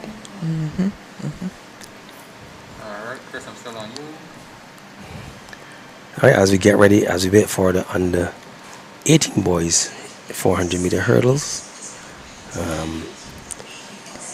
We had some classic competitions over 400-meter hurdles, and that happened quite recently, and we might see one building up today. Yes. Talking about hurdles, Jonah, yourself a hurdler. Oh, please. Yeah, no, we know it's a long time ago. You might see, I'm sure you still have some good memories. I remember you were one of the classical hurdlers back then. Did you ever consider running the 400-meter hurdles? I actually did. One of those amazing cases where we were overseas and I was just dropped into the 400-meter hurdles. Wow. Certainly wasn't prepared for it, and I was quite enjoying it for 300 meters. And then everything changed. And I was not aware that they has no respect for people. They would jump up and dance in front of you, and you're trying to hurdle them. And that last part wasn't fun. Those last two, I didn't even know where they were. I can imagine, June, because I know from being a 400-meter runner, when you get to 300 meters, you want to know, why isn't the finish line there? Yeah, so it just keeps moving. Yeah. So to do the 400 meters with 10 obstacles, it's sweet though. So back on track, we have the 400-meter hurdles. Who do we have out there looking for the start list? The ladies. Can you see well? No, no. But yeah. So as soon as the start list is available, Aisha will call the list for us, and we'll see the big ones, these big men, going through the 400-meter hurdles. Talking about 400-meter hurdles, June. Let's move away from our local meet for a moment to switch to the U.S. trials. And I think yesterday we watched that men's 400-meter hurdles with Ray Benjamin. 46.78 was the time. Absolutely amazing. So which was the second fastest time ever in the world ever for that event. So his rhythm was definitely on. Right? Yes, for His sure. landings were very balanced, right? Well, by the same token, he was running very, very freely. So it was free, it was balanced, it was fearless. Yes, it was. Yeah. And precise. Correct. Yeah. One of the other things that you're going to know about Ray, I think he pronounces his name right, Benjamin. So he's Antiguan. I wasn't aware of that. Yeah, he's Antiguan, yeah. So there goes one of our original. All right, so on the track, we are awaiting then the lane assignments.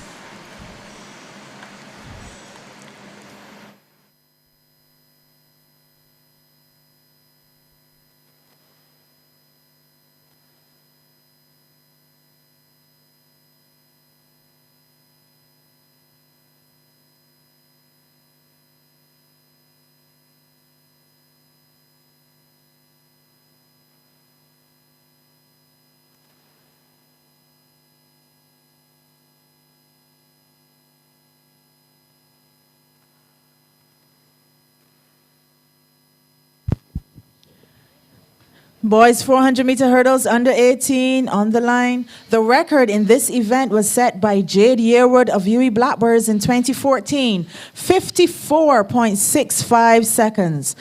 Ladies and gentlemen, let us welcome in lane 6, Zachary Alexander of Christchurch Foundation. In lane 5, Nikolai Kennedy of Rising Stars. In lane 4, Trey Waldron of Performers Track Club. And in lane 3, Joshua Dottin of Quantum Leap. Good luck to you, gentlemen.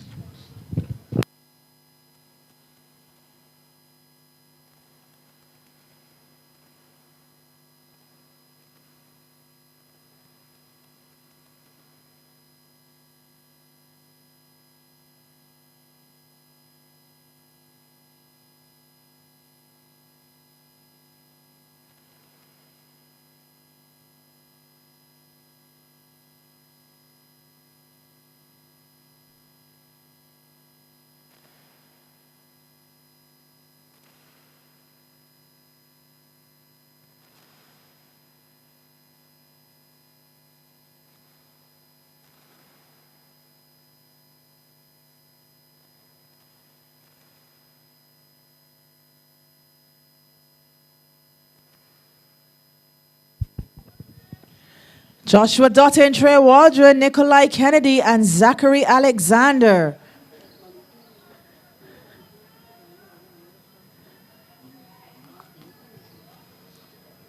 Trey Waldron of Performers is moving quite well. Zachary Alexander on the outside of Christchurch Foundation. He is also going well. Nikolai Kennedy of Rising Stars. Starting to pick up the pace a bit now.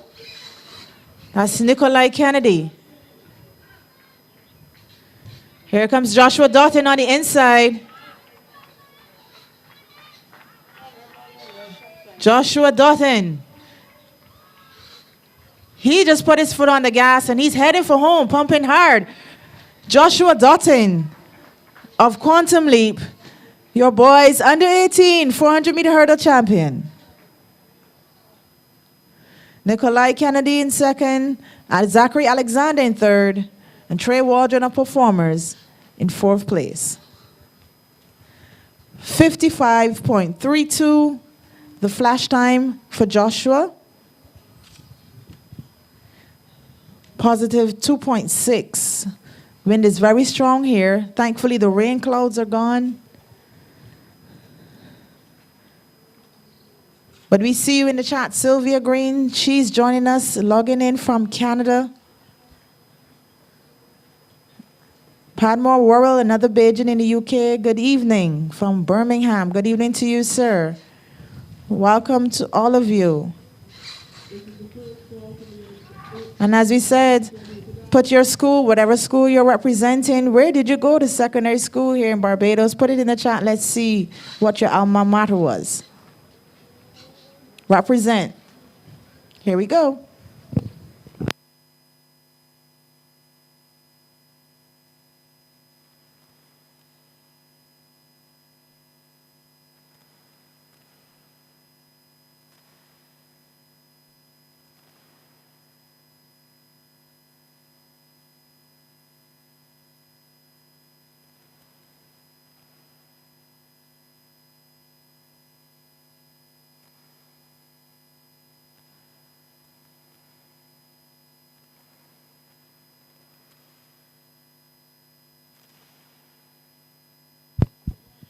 Remember that live results can be found on our website, aab.sports.bb. aab.sports.bb for live results.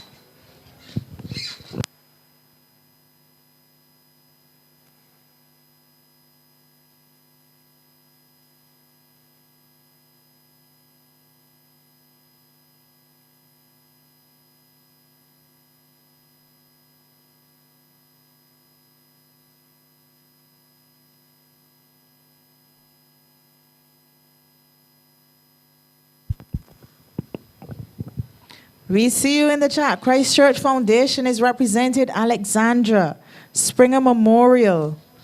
Amalika Wade says she's still in school. CP, St. Michael, Princess Margaret, Dighton Griffith, the Lodge School. Princess Margaret, we see you. 581 persons now logged on. Let's see if we can get that up to 600. Share the link on your WhatsApp status, Facebook, YouTube. Send it to all your friends. Tell them the Barbados National Championships is live.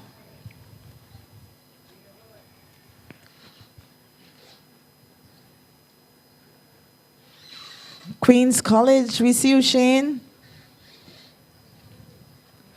Shane Griffith, Alexandra, and QC, he says.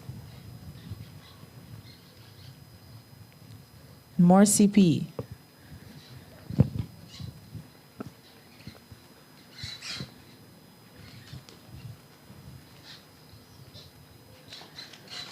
Welcome to all of you. We have our men's 400-meter hurdles open. That final is coming up shortly. And after our hurdles, we have the 200 meters. Then we have some distance events in there for you. And we have 4x1s and 4x4s today. Relays to close out these championships. Oh my, we cannot wait. Those are going to be quite exciting.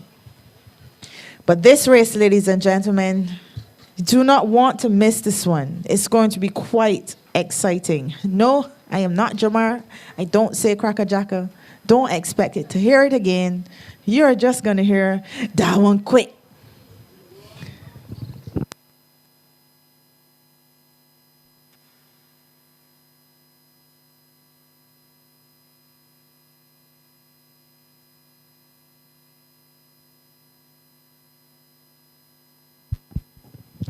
Yes, Ali School, St. Leonard's Girls. Wow. St. Leonard's Girls is in here, St. Leonard's Boys.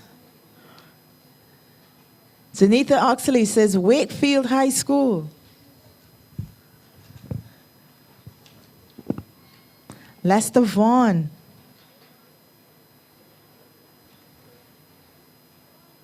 Still waiting to hear my Commonmere posse, but okay.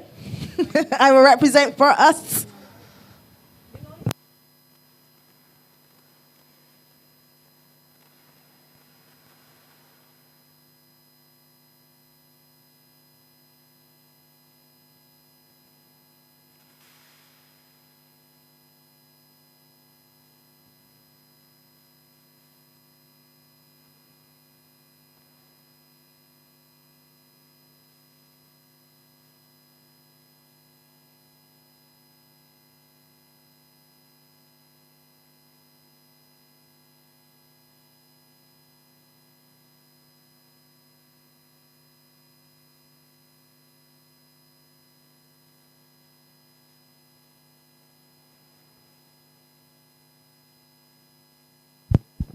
All right, our winners in the women's triple jump, we have Dominique Wood and Kagan Rouse. Please meet Mr. Welch here by the announcers. The men's 800 meters, Tafari Bishop, Rick Williams, and Damon Dawson. Please meet our secretary, Trevor Welch, here by the announcers. We're getting ready for the men's 400-meter hurdles open. Don't look away. Don't blink. You do not want to miss this one. The record in this event is held by Fabian Norgrove, the meet record, 50.12 seconds. That was set in 2018. And the national record is held by Victor Houston, set back in 1998, 49.21 seconds. He was blazing.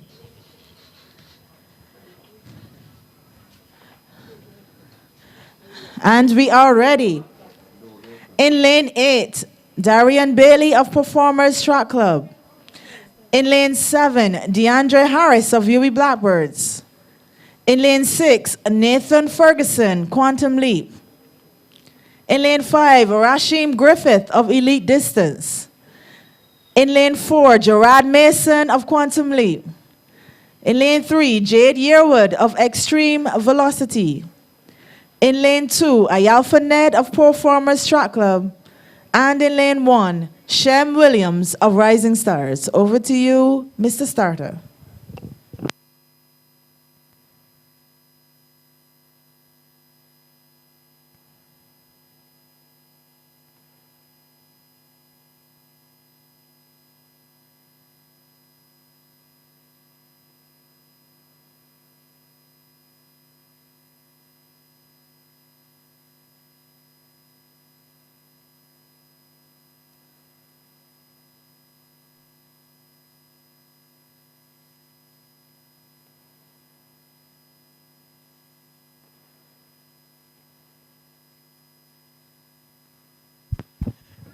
And it's a clean start. I told you, ladies and gentlemen, this one is going to be blistering. Rashim Griffith is out quickly. Gerard Mason. But look at Nathan Ferguson. He's already made up the stagger on DeAndre Harris. Rashim is saying, hold on, wait for me, I'm coming. Gerard Mason is pacing them. But Nathan Ferguson is out like a bullet. Here comes Rashim now with that long, lively stride. Here he comes. Who will it be?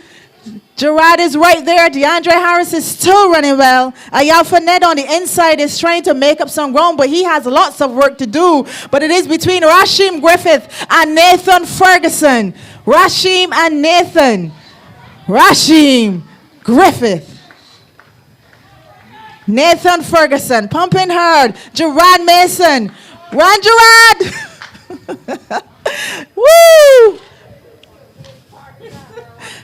They're telling me I'm being biased. Rashim Griffith, our national champion in the men's 400-meter hurdles. Second was Nathan Ferguson. And I believe Gerard did get that third place. We will wait and see. But he's really an 800-meter runner. He actually is running the sprints as well. He's just multi-talented. Congratulations to you, Gerard Mason. That's right, 52 seconds for Rashim Griffith. In first, Nathan, 52.44. Gerard Mason, 53.14.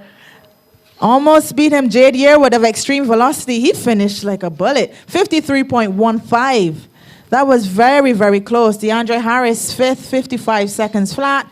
Shem Williams, 55.67. Darian Bailey, 55.87. And Ayalfa Ned, 62.53 seconds. So Rashim, Nathan, and Gerard, Mr. Welch is going to meet you right here and give you your prizes.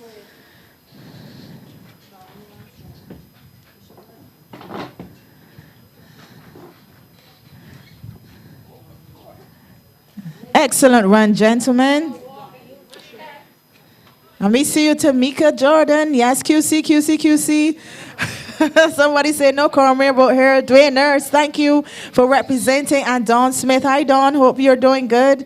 Ellerslee's in the house. Springer to the world. Grantley Adams is here. Christchurch Foundation, they're saying it's a takeover in the chat. St. George Primary Lions representing Ethan Hart and Jaquan Pilgrim. Wow, nice, Nicole Gill. UE Blackbirds, they're in here. Aline is in the house. Springer, all the way. Garrison Secondary. No, that is Great and Sealy now. Aline is in the house representing Anaya and Kristen Nurse. See lots of fire signs blazing. That was a brilliant race. Nice running. Good running to you, everyone. And now we have our giveaway for today. It's an honor to be able to give it to you. So ladies, we have to represent, because I'm sorry, gentlemen, but this prize is specifically for the women. So in order to win, you have to subscribe to our Facebook and Instagram pages, as well as be a subscriber on our YouTube channel. And the question is, very, very simple question, if you've been listening all along. And the question is, what is the slogan or the tagline for Powerade for this Barbados National Championships? What is the slogan for Powerade for this particular championships? So put it in the YouTube chat. Let us know what is the slogan for Powerade during the Barbados National Championships. And ladies, we're going to be looking for you. So put it in the chat so you can win something.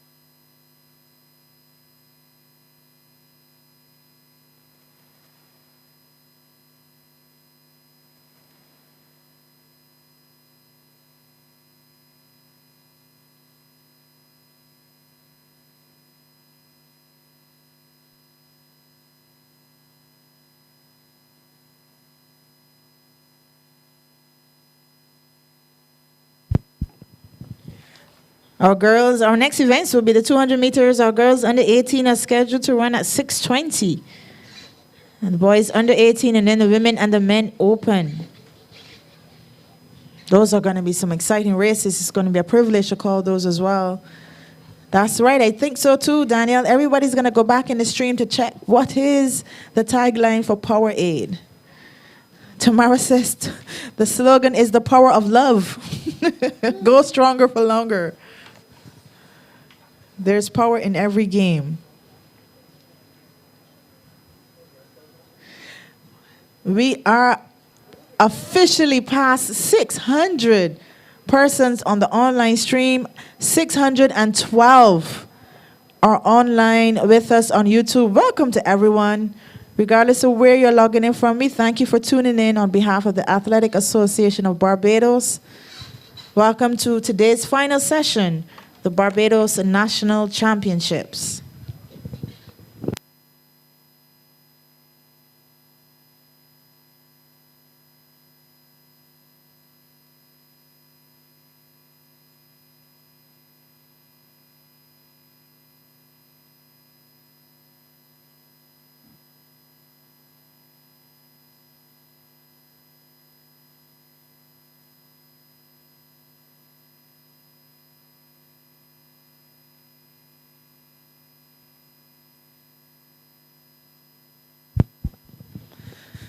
All right, in the boys high jump under 18, we have some results for you now. In the under 18 boys high jump, Aaron Masai of Quantum Leap, 1.65 meters. He's actually an under 15 competitor, so congratulations to you, Aaron.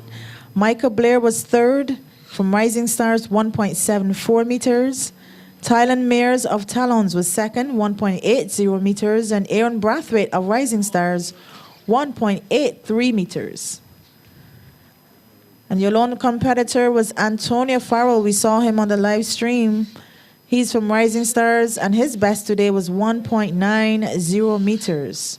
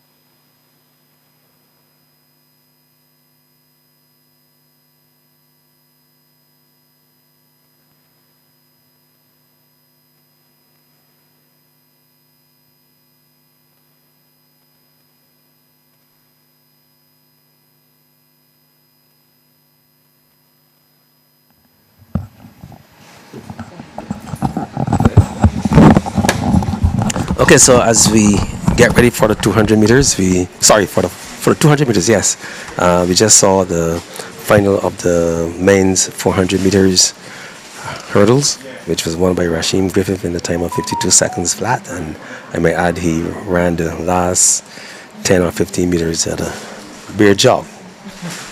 So, he could have gone perhaps in the 50 point had he run right through the line. But an exciting race, and Nathan Ferguson was right there in second place behind him, and Gerard Mason, who ran the 100 meters early in the meet, and now the 400 meter hurdles, but is known more for his 800 meter pars. Yeah, he's experimenting a little bit, and we'll see. He could only get faster and stronger and improve his endurance as he plays with the different events. It's just that the season is kind of short, so you might not have a lot of opportunities to really test in the races in terms of specific race fitness and getting your race partners together. So that might be a challenge for him. But the 52 flat was good. It looked good. Nathan was out flying on the outside, but Rashim was able to pick up the staggered pretty early. And it was a really interesting race. And we are aware that Rashim would have had a 50.56 early this year. Mm-hmm. Nathan would have had a 51.47 early in the season. And both those times are very, very decent times. Decent times, yeah. Internationally. Yeah. But Rashim, I think, is one that we can, we have high hopes for. I remember a couple of years ago at Bisak when he and Rivaldo, when he actually beat Rivaldo in the final of the under 20 boys 400 meter hurdles, and really has that built for it, and big and strong guy, and also a gold medalist at Carifta in the past as well. So he's one that we can look forward to doing well. I see he's getting stronger. He's developing. He's getting stronger. So that only means that he should be able to do maybe in another year or 2 years ago. And like you say, 3 years from now in the next Olympics, he should have a wonderful outing. Yes, and he's at University of Tennessee.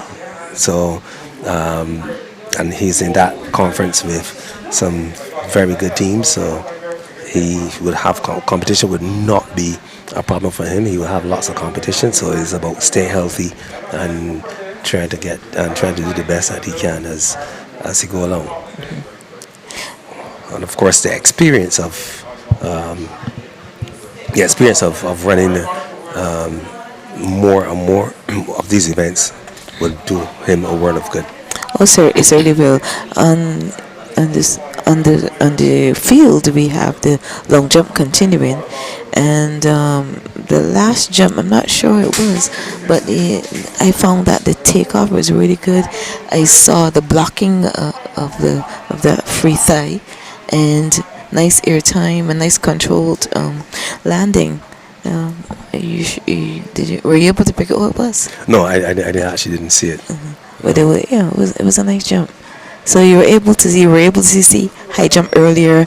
We haven't had a shot of the shot put yet, but I think it will be a little difficult for the cameras at that time. Yeah. Yeah, and it's getting a little dark in that area as well. Yeah, actually, because where the shot put area is really set below the level of the track. Of the actual track. It's a very interesting arrangement, this particular recreational sport facility with the different levels and so on. Very, very interesting. And my favorite comment about this particular stadium, and I must say that I think we are all happy, very appreciative that we have this stadium, because had we not have it, then we would have been in trouble, since the national stadium is out of commission now. But my favorite saying about this stadium is that it is not spectator friendly, especially when it comes to track and field. I have nothing to say. But that's a fact. That's a reality. Again, in terms of the shot put, so it's, like I said, it's on a lower level, so spectators again cannot really see what's going on. In most international meets, you have to go next door to see the shot. Anyway. But like I said, we are happy that we have this track, the Usain Bolt Complex, Ryan Brathwaite track, so we're able to continue our program for our young athletes, and I'm sure they are liking it as well, because we're seeing some decent times, from decent performances, I should say, from some of the athletes. Coming up, the 200s are coming up. And on the track, we have the 3,000, it looks like. 3,000. Wow. Well, not on our schedule. Is should be the 200 meters. I guess Aisha will bring us up to date on that.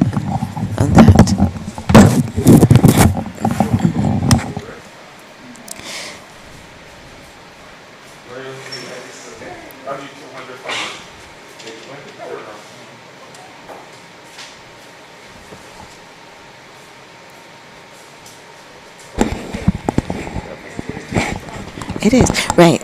So we're just confirming, right, that we're about to run the 200 meter under 18 finals, and we will get the lane assignments in just a moment.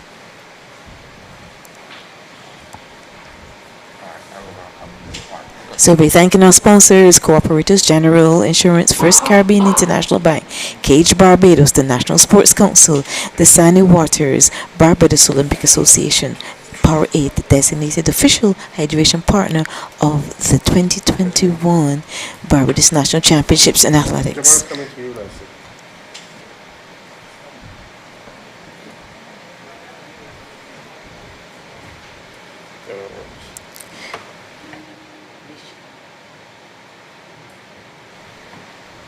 We'll be able to see in action Brianna Boyce and Naya Hope and Kashana Niles and Miss Ballantyne and Beyonce Waldron and Danae Niles and Kenesha Downs. We should be able to see them, but we will get the lane assignments when the blocks are ready from Aisha Maycock.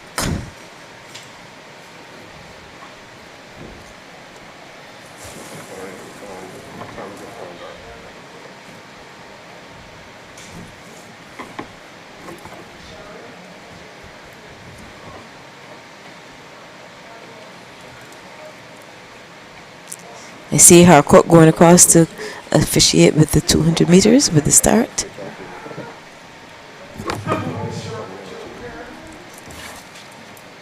So on the listing we have the 200 meters under 18 girls, 200 meters under 18 boys, 200 meters women and men. And that will then be followed by the women's 3,000 meter open race. Should there be enough competitors, and they run with the boys under 18 3,000, that should be six persons. Over to the starting line.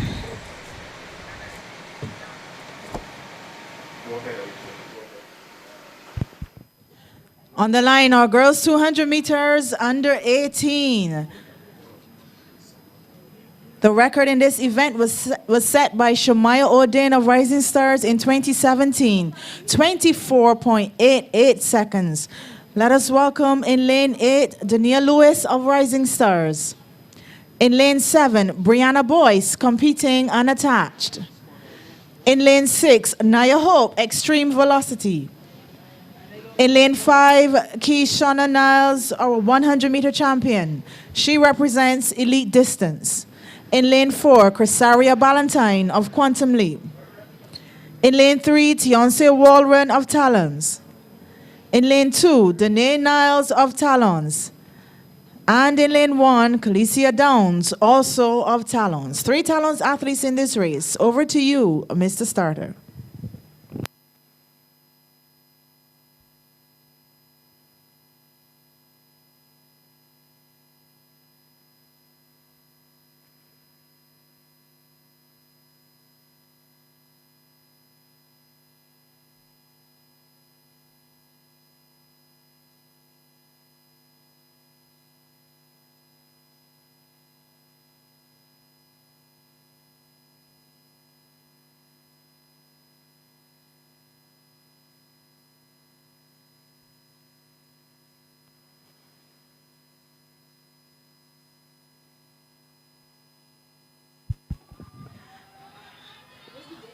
Tionce Warren is up quickly and running hard.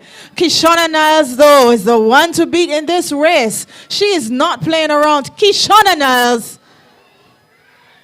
of elite distance.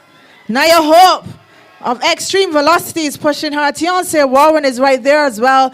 But Kishana Niles completing the double 100 meters and the 200 meters. Keishana Niles of Elite Distance. 25.15, the winning time. So Shamaya Odin's record of 24.88 will stay for another year. Keishana Niles, 25.15. Naya Hope, 25.63.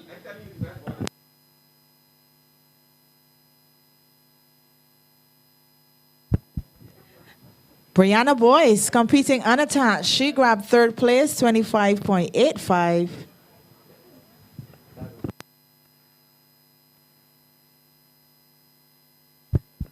And Tiance Warren completing a top four, 25.86 seconds. Chrysaria Ballantyne fifth with 26.59. Dania Lewis, Rising Stars, 26.62. Calicia Downs, 26.71. And Danae Niles, 26.87. Pretty good win. Negative 0.5, 0.5. That's probably the best win we've seen the entire championships. But the Keishana Niles of Elite Distance, your under 18 winner of the 200 meters. We also want to let you know, congratulations to Amalika Wade. She also won our Powerade hamper. So that's Carla Mon, who is also a winner. Ebony Goddard, I'm not sure if I'm calling your name correctly, but those two ladies plus Amalika, you have won a hamper for Powerade. Yes, Danielle. Unfortunately, that was the only question for today, our Powerade giveaway. That was the only question for today. But I will see if there's something else we can ask you guys so that you can win as you recommended here in the chat. He wants to know if there's something else so he can get something in this hot sun. Yes, but the answer was the official hydration partner of the Barbados National Championships 2021. So congratulations to all our winners. Congratulations also to those girls under 18. The boys under 18 will be coming up next, and then our women and our men.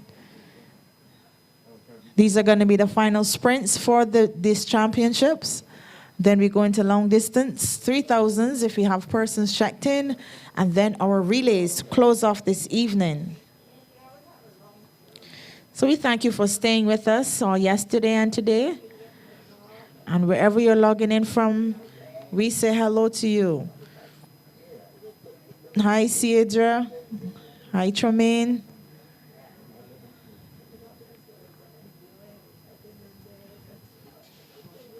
I also want to say hi to Sade Trotman. She's logged in from Jamaica.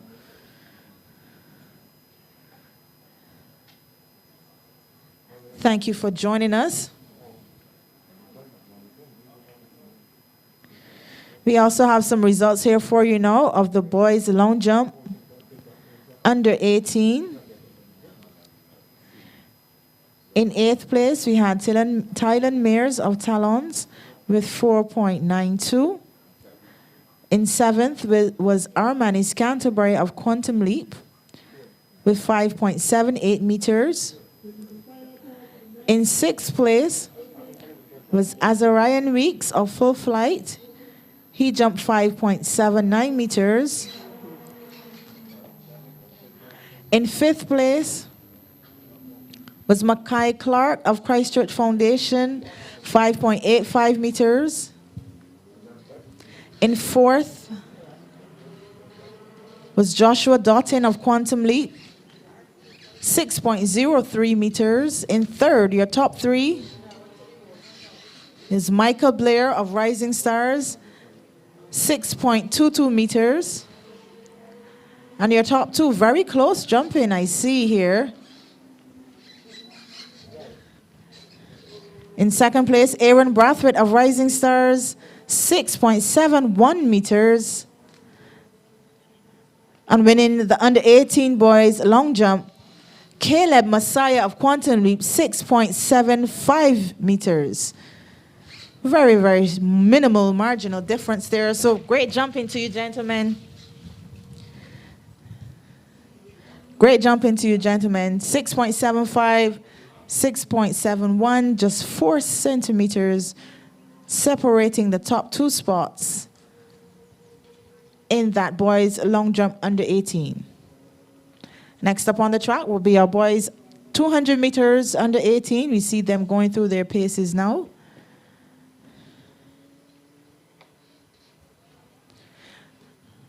We also have the men's long jump. I will give you those competitors after this race.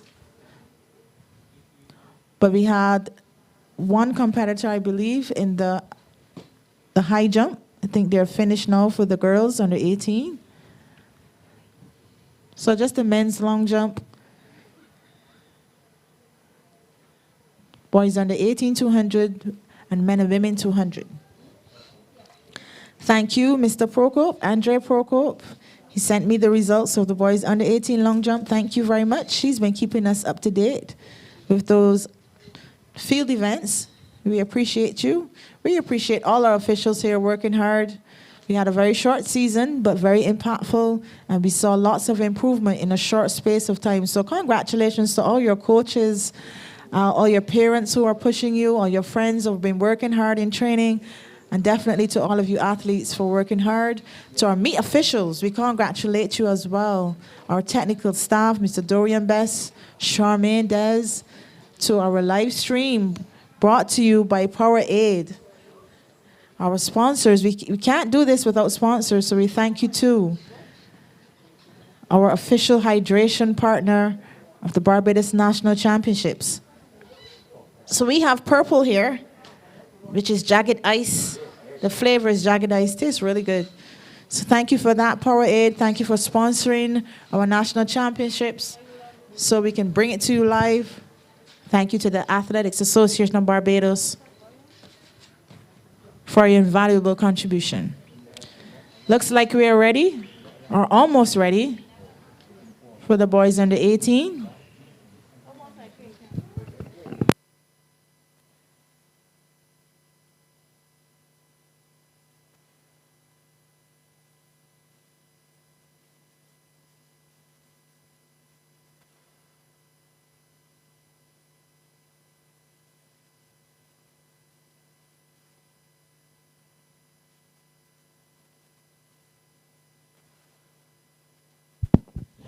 The record in this event, the boys 200 meters under 18, was set by Tremaine Smith. He's live on our YouTube. 21.73 seconds set in 2017. Tremaine Smith, 21.73. Let's see if these gentlemen can get it. Let us welcome in lane 8, Jaquan Pilgrim of Quantum Leap. In lane 7, Jadon Pierce of Rising Stars. In lane 6, Jamarco Gill of Performers. In lane 5, Amari Knight of Extreme Velocity. In lane 4, Josiah Paris of Quantum Leap. In lane 3, Amani Maskell Beckles of the Lord School. In lane 2, Darion Nelson Turton of Talons. And in lane 1, Tashawn Seeley of Elite Distance. Over to you, Mr. Starter.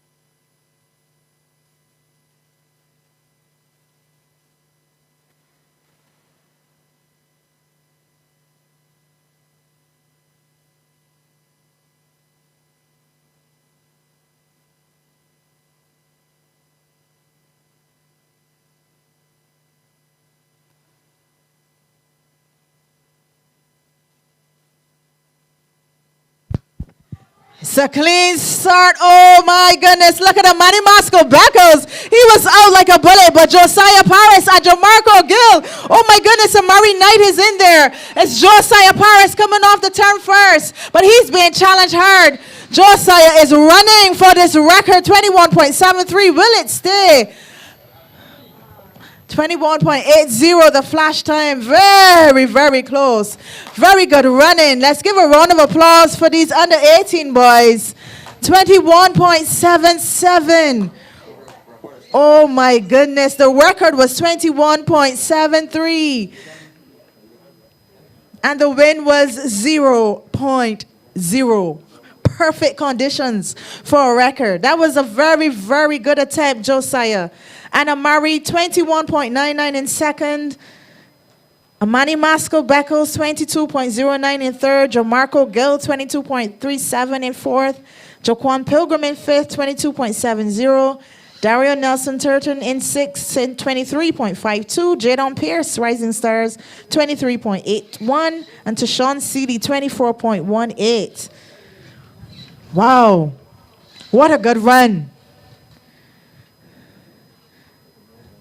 So yes, we see it here in the chat. Tremaine Watts, yes, he nearly broke the record. That's right. But Tremaine is breathing a sigh of relief. He was saying the record is gone, but no, it stays for another year. But that's what we like to see. These under 18 boys running their hearts out. Congratulations to each and every one of you that made that final. That was a very exciting race. We thank you for that. Jermaine says he was talking to Daniel Belgrave. He said, Matt, the man had me nervous here.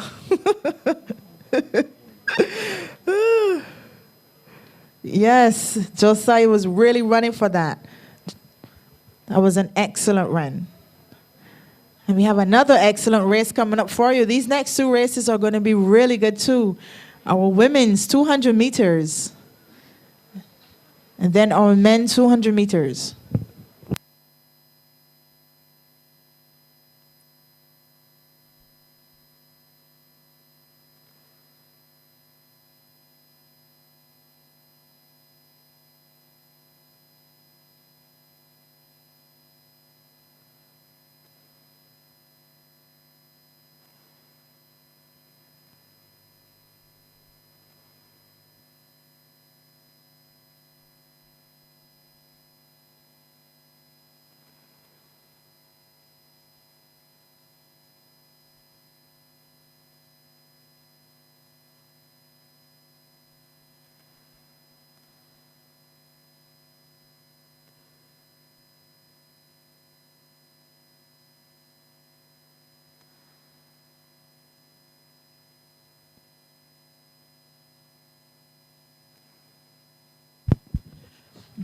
Urgent page for Andre Waldron. Please report.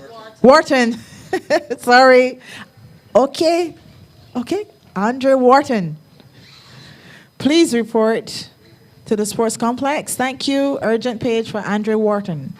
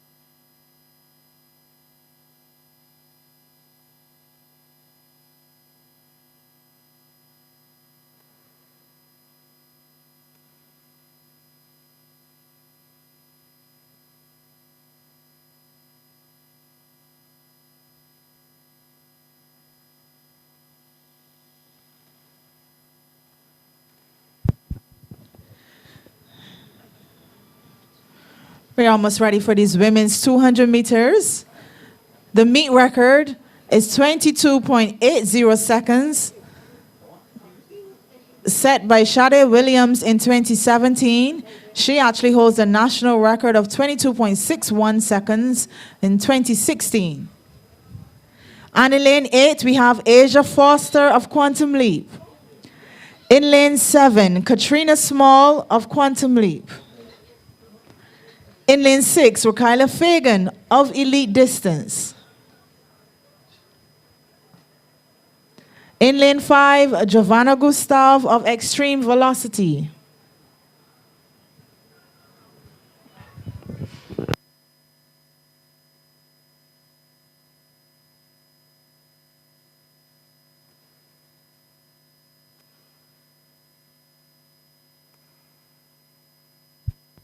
Sorry, are you not ready?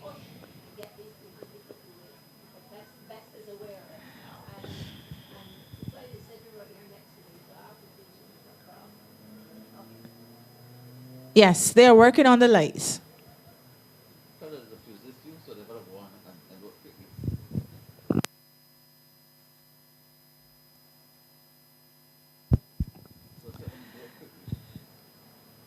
Starting team, there's actually a problem with one of the fuses, so do you want to go ahead with the race? Be best to go ahead with the race. Quickly, will take approximately 24 seconds.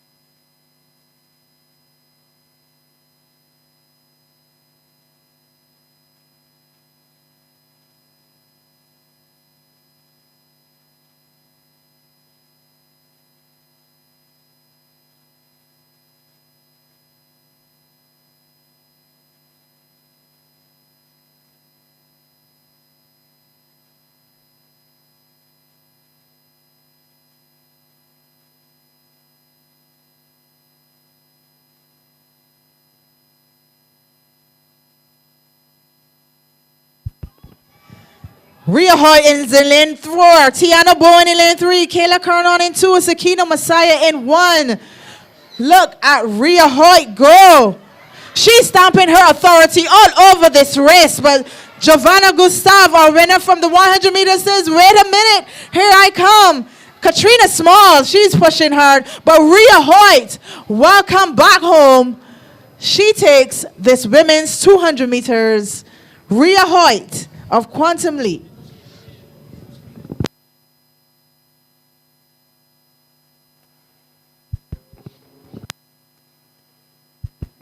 .50 seconds. Rhea Hoyt. She wins the women's 200 meters.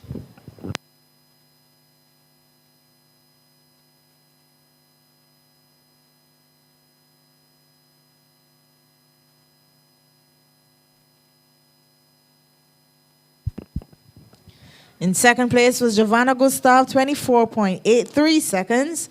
Third was Katrina Small, 24.85. That was a close finish for second and third.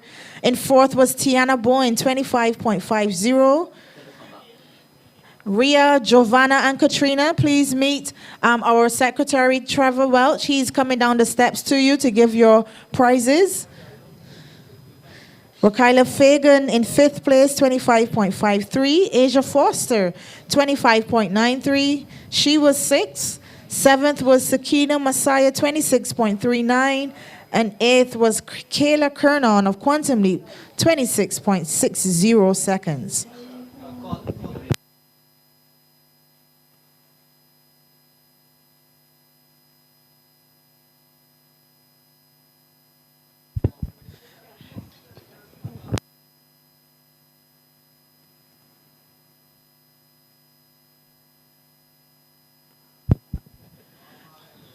Okay, so we're not sure how long this lights issue is going to be up, so we're just asking the starting team if we can proceed with the men's 200 meters quickly. Thank you.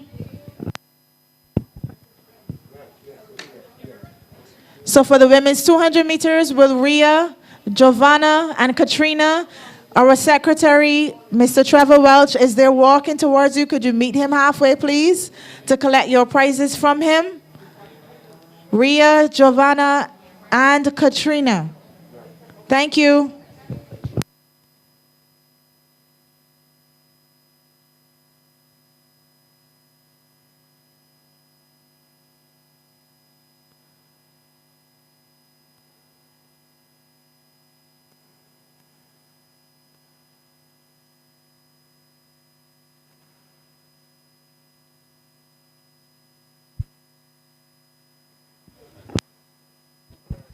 $670 persons now on our YouTube stream. Can we get 700?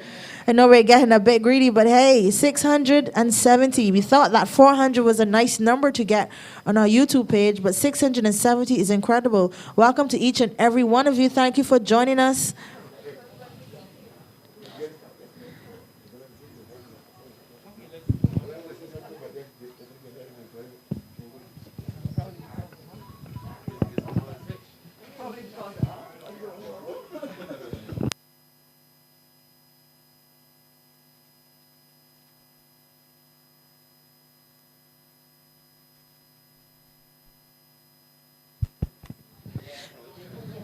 With this men's 200 meters, oh my goodness, the meet record is 20.37 seconds, set by Burkhart Ellis in 2017. And the record, of course, is held by our Olympian Obadella Thompson in 2019.97 seconds. This one is going to be on fire. We hope you guys can see. In lane 8, Anderson Devonish of Talons. In lane 7, Brendan Hoyt of Quantum Leap. In lane 6, Q1 Griffith, our 100-meter champion. He represents Quantum Leap. In lane 5, Aaron Worrell of Talons. In lane 4, Matthew Clark of Talons. In lane 3, Shaquan Boyce of Pacers Track Club. In lane 2, Jamie Walks Miller of Extreme Velocity. And in lane 1, Mackay Griffith of Elite Distance.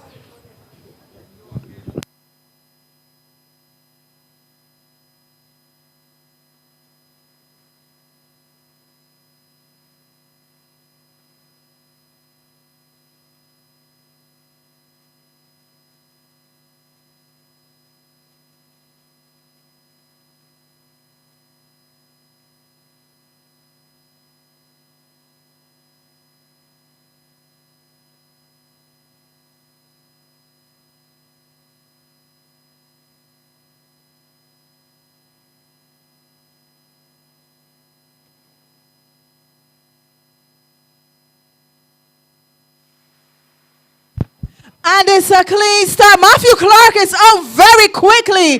But even in the dark, I can see that stride from Q1 Griffith and Aaron Worrell of Talons. He's trying. Ooh, Q1 Griffith is out of this race. It's Matthew Clark now for this. The taking is his. He's put his foot on the gas. Jamie Walks Miller is in lane 2 and he's running hard.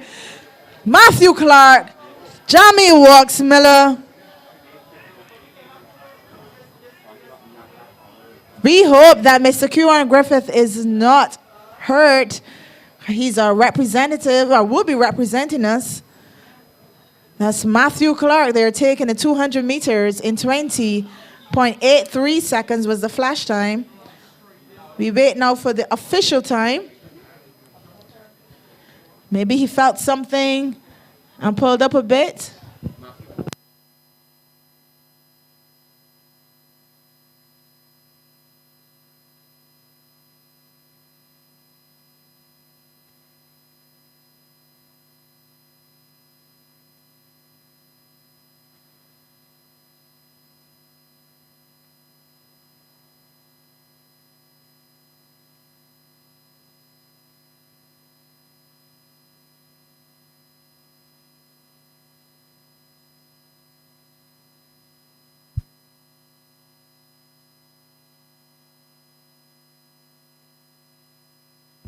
But Matthew Clark, we know that you're walking back, but could you meet Mr. Welch for your prize, please? We're waiting on the official results. We're waiting on the official results here. So we can give you, but I believe Jamie Walks Miller was second. I'm just waiting on that third place finish. If I can get my screen updated with the results.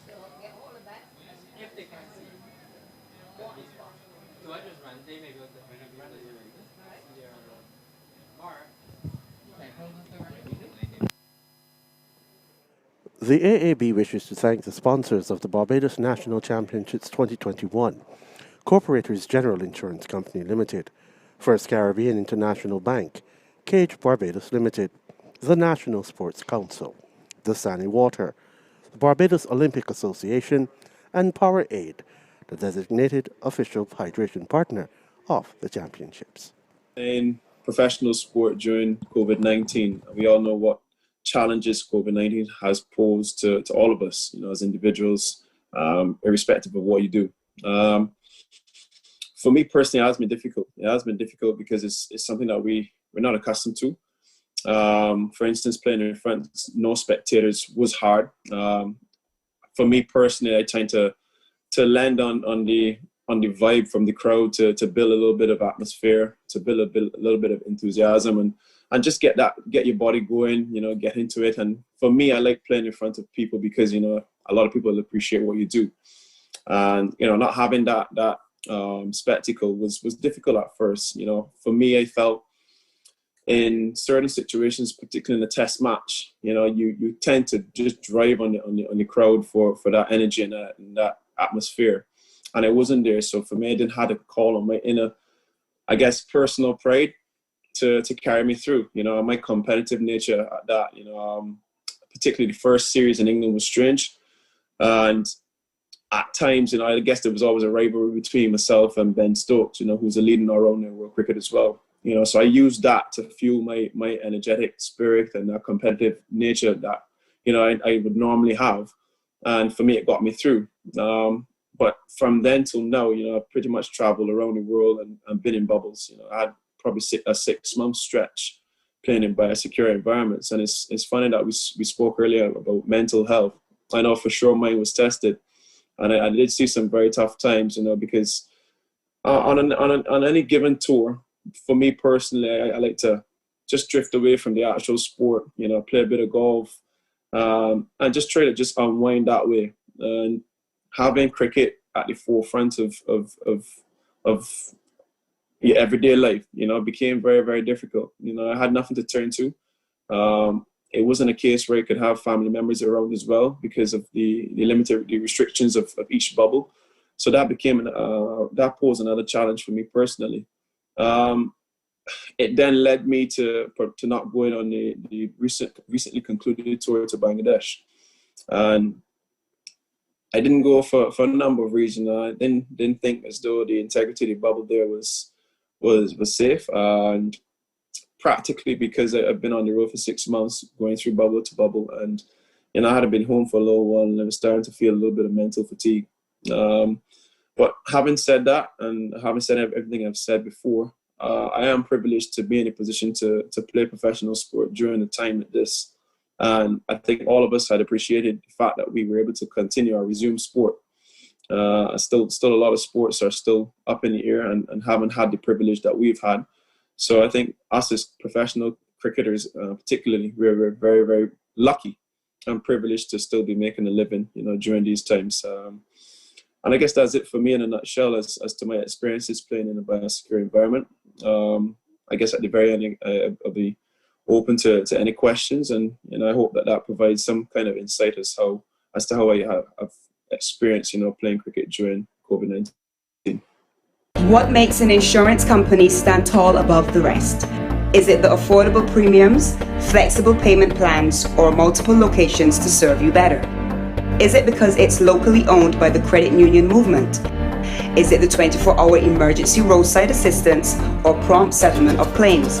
Or is it the long-standing pledge of community involvement and friendship? Welcome to Cooperators General Insurance, insurance the way you want it to be. We can help. My name is Winston Allen and I'm a credit union member. So my choice for insurance is clear. I only insure with Co-operators General Insurance. With Co-operators General, everyone benefits. My credit union benefits, I benefit, and Barbados benefits too, since the profits generated stay in the country and are distributed amongst all local shareholder credit unions. At Co-operators General, special discounts are given to all credit union members. Premiums are extremely reasonable and easy monthly payment plans are available. Best of all, claims are settled promptly. Insuring with Co-operators General just makes good sense. Why insure anywhere else? Co-operators General Insurance Company. Insurance the way you want it to be.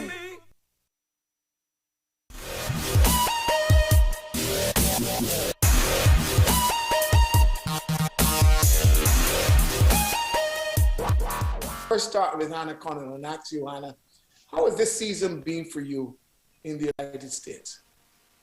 I can say that this season has been very consistent academically and track-wise.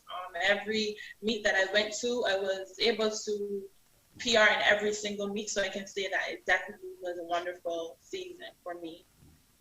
No, I saw the times. I followed these times. 13.04 in the 7. Oh, 7 in the 100 meter hurdles. Yeah. 13.0. I mean, that is as good as it gets at your level and junior college, national junior college champion. That's as good as it gets for a national junior college athlete. And you know it's not far away from the Olympic qualifying standard, 12.84. Yes. So tell me, how was that particular race? How did you feel, and could you have gone faster? I definitely felt like I could have gone faster because it was a big jump coming from 13.4 in the prelim to just run 13.0. So like even in the race, I was even shocked. And I slowed down a little bit because I really thought I was going to fall with this speed because I wasn't used to that, running that fast because it just happened, So I can definitely say that now that I know what I can do, I can really push even harder and run even faster. Okay, thanks. Jonathan Jones. Well, Jonathan Jones was he actually did so well in an event that a lot of Barbadians didn't expect you to do so well, and we knew you as a 800 meter runner, and then all of a sudden you were converted into this 400 meter runner. But not only that, finishing 4th in the NCAA Division I Nationals last year and running the personal best. I think it was 44.63. That's what it was, somewhere around there. 44.64, yeah. 44.64. So yeah, I be close. Thousandth of a second. I be close. Tell me, Jonathan, from where you sit, how has this season been? I know you've had some niggling injuries. That's what has been reported. But you tell us in your own words what this season has been. It's been inconsistent, but at the same time, I'm still blessed. And I'm still happy with how my season going. I had niggling injuries all throughout indoors, so I only really got to run at nationals on the relays. And I think we got 3rd and 8th for both relays. So even with the injury, I still was able to have good splits, have good times. I know outdoors I had a couple injuries, but nothing major. So I still try my best, like I said. I saw you in that conference indoor final in the 400 meters with another Barbadian athlete in the race. And then I know how tight indoor tracks are, and there was a lot of bumping and shuffling and whatever it is. I thought it was a Barbados national championship because I thought that the two of you were the best two in the race, but then the bumping and the shaping. Tell me a little bit about that. Tell me a little bit about the indoor season and how do you feel coming out of the indoor season? I feel much better in comparison to indoor. I feel more fit. The injury I had indoor was way worse than the couple that I had outdoor. So even then, I was running straight through an injury that entire race, and I was probably pushing myself too hard. So I probably shouldn't have run the race, but me ego and my competitiveness, I was like, no, I can run. The coach asked for sure, and I said yes. So that was me, just being me. And it didn't work out that time, but no, it seemed to be paying off because I got the fastest time for the prelims in the West region right now, going into the... I actually saw the West prelims race, yesterday. 45:61 it was. I think that's the fastest recorded time going into in the Western region. Tell me about that race. You look easy to me. You look very, very easy to me. Tell me about that race. You're rounding into shape. You're getting into 44 shape. Definitely. My coach believes I'm in 44, 43 shape, so I could only go what my coach believes. If my coach said 44, that's what I did 2 years ago. He told me I could run 44 when I was still running 45 highs, 45 mids, and he was right. So whatever he said, I believe. And it felt easy yesterday. I saw you in the ASC. I saw you in your conference championship, and I was. I thought you were going to win that race.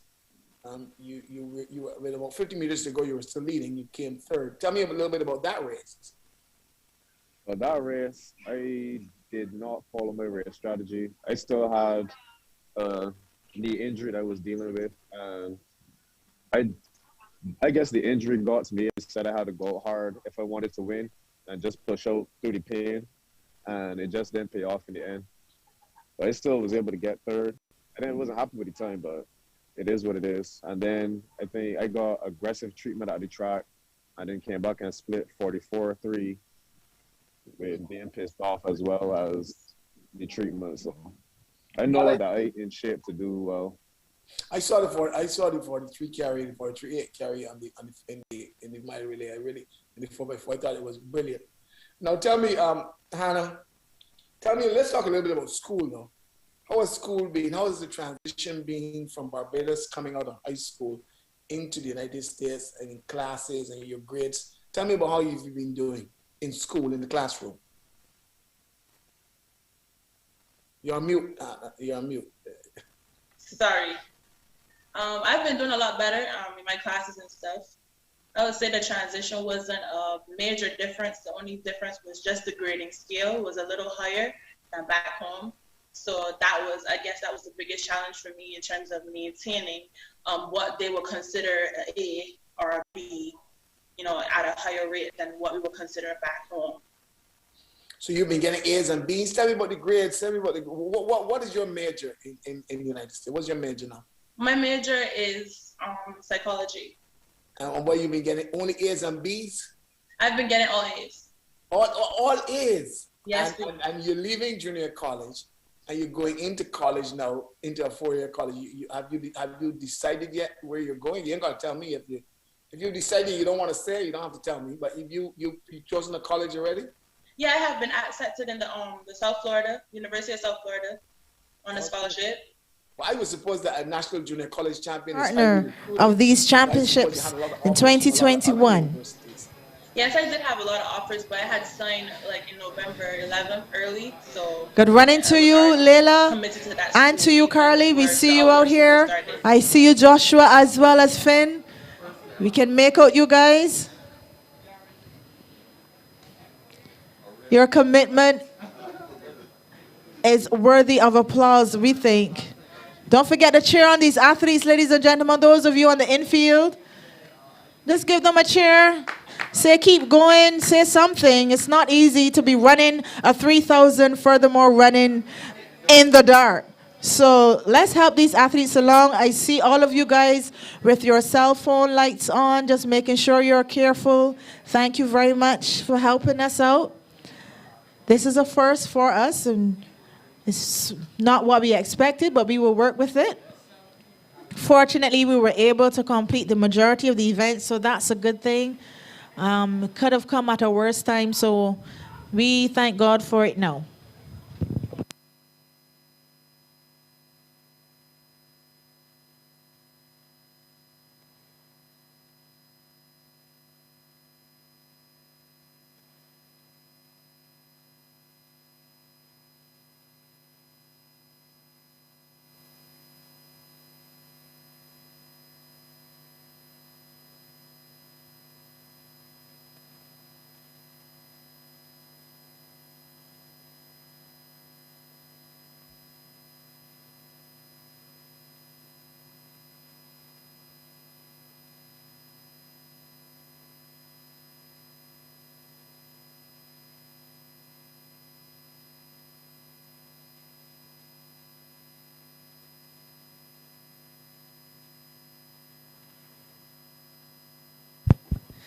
Thank you to those on the live stream. We do see you.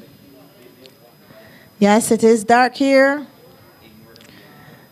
There is a problem with the fuse, which cannot be fixed temporarily to allow us to resume the meet. So the 3,000 meters, our final event for the women. Just Layla and Carly Pipe the two women running.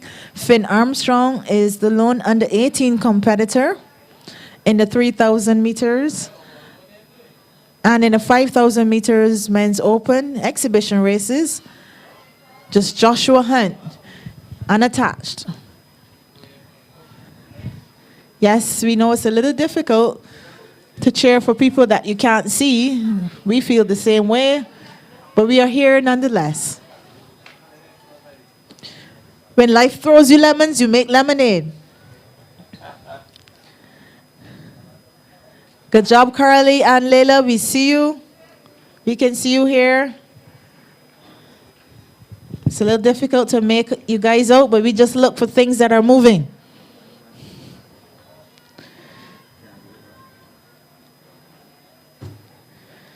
We see you, Joshua, coming up the home stretch now, followed by Finn. And the ladies are...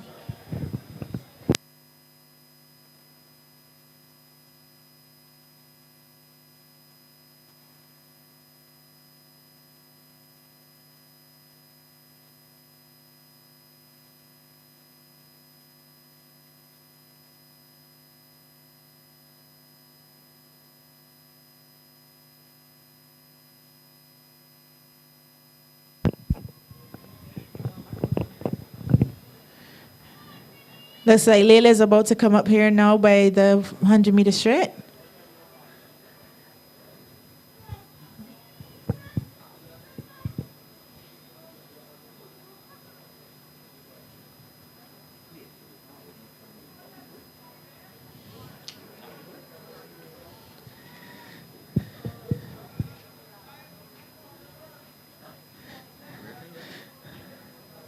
These athletes are still running, so if you're close by, you have your light on your mobile phone, just help these athletes along.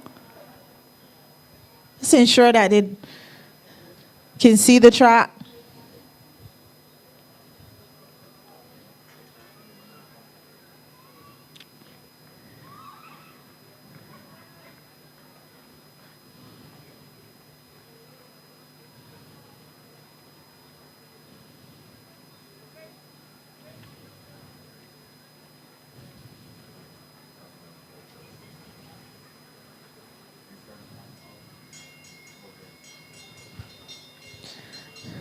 Yes, that is the bell lap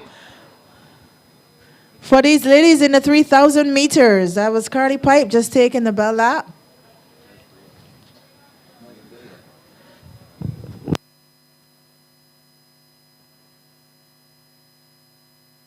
That was, thank you. That was Finn Armstrong just taking the bell lap in the under 18 3,000 meters.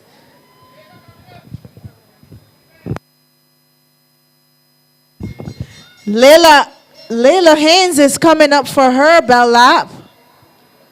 And so is Carly Pipe.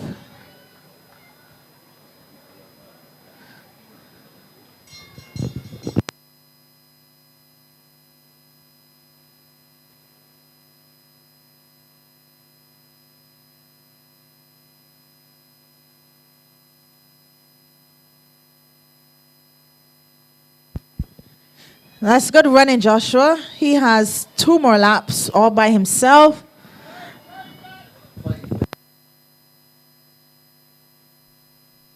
Five, yes, that's right. Finn Armstrong is finishing quickly.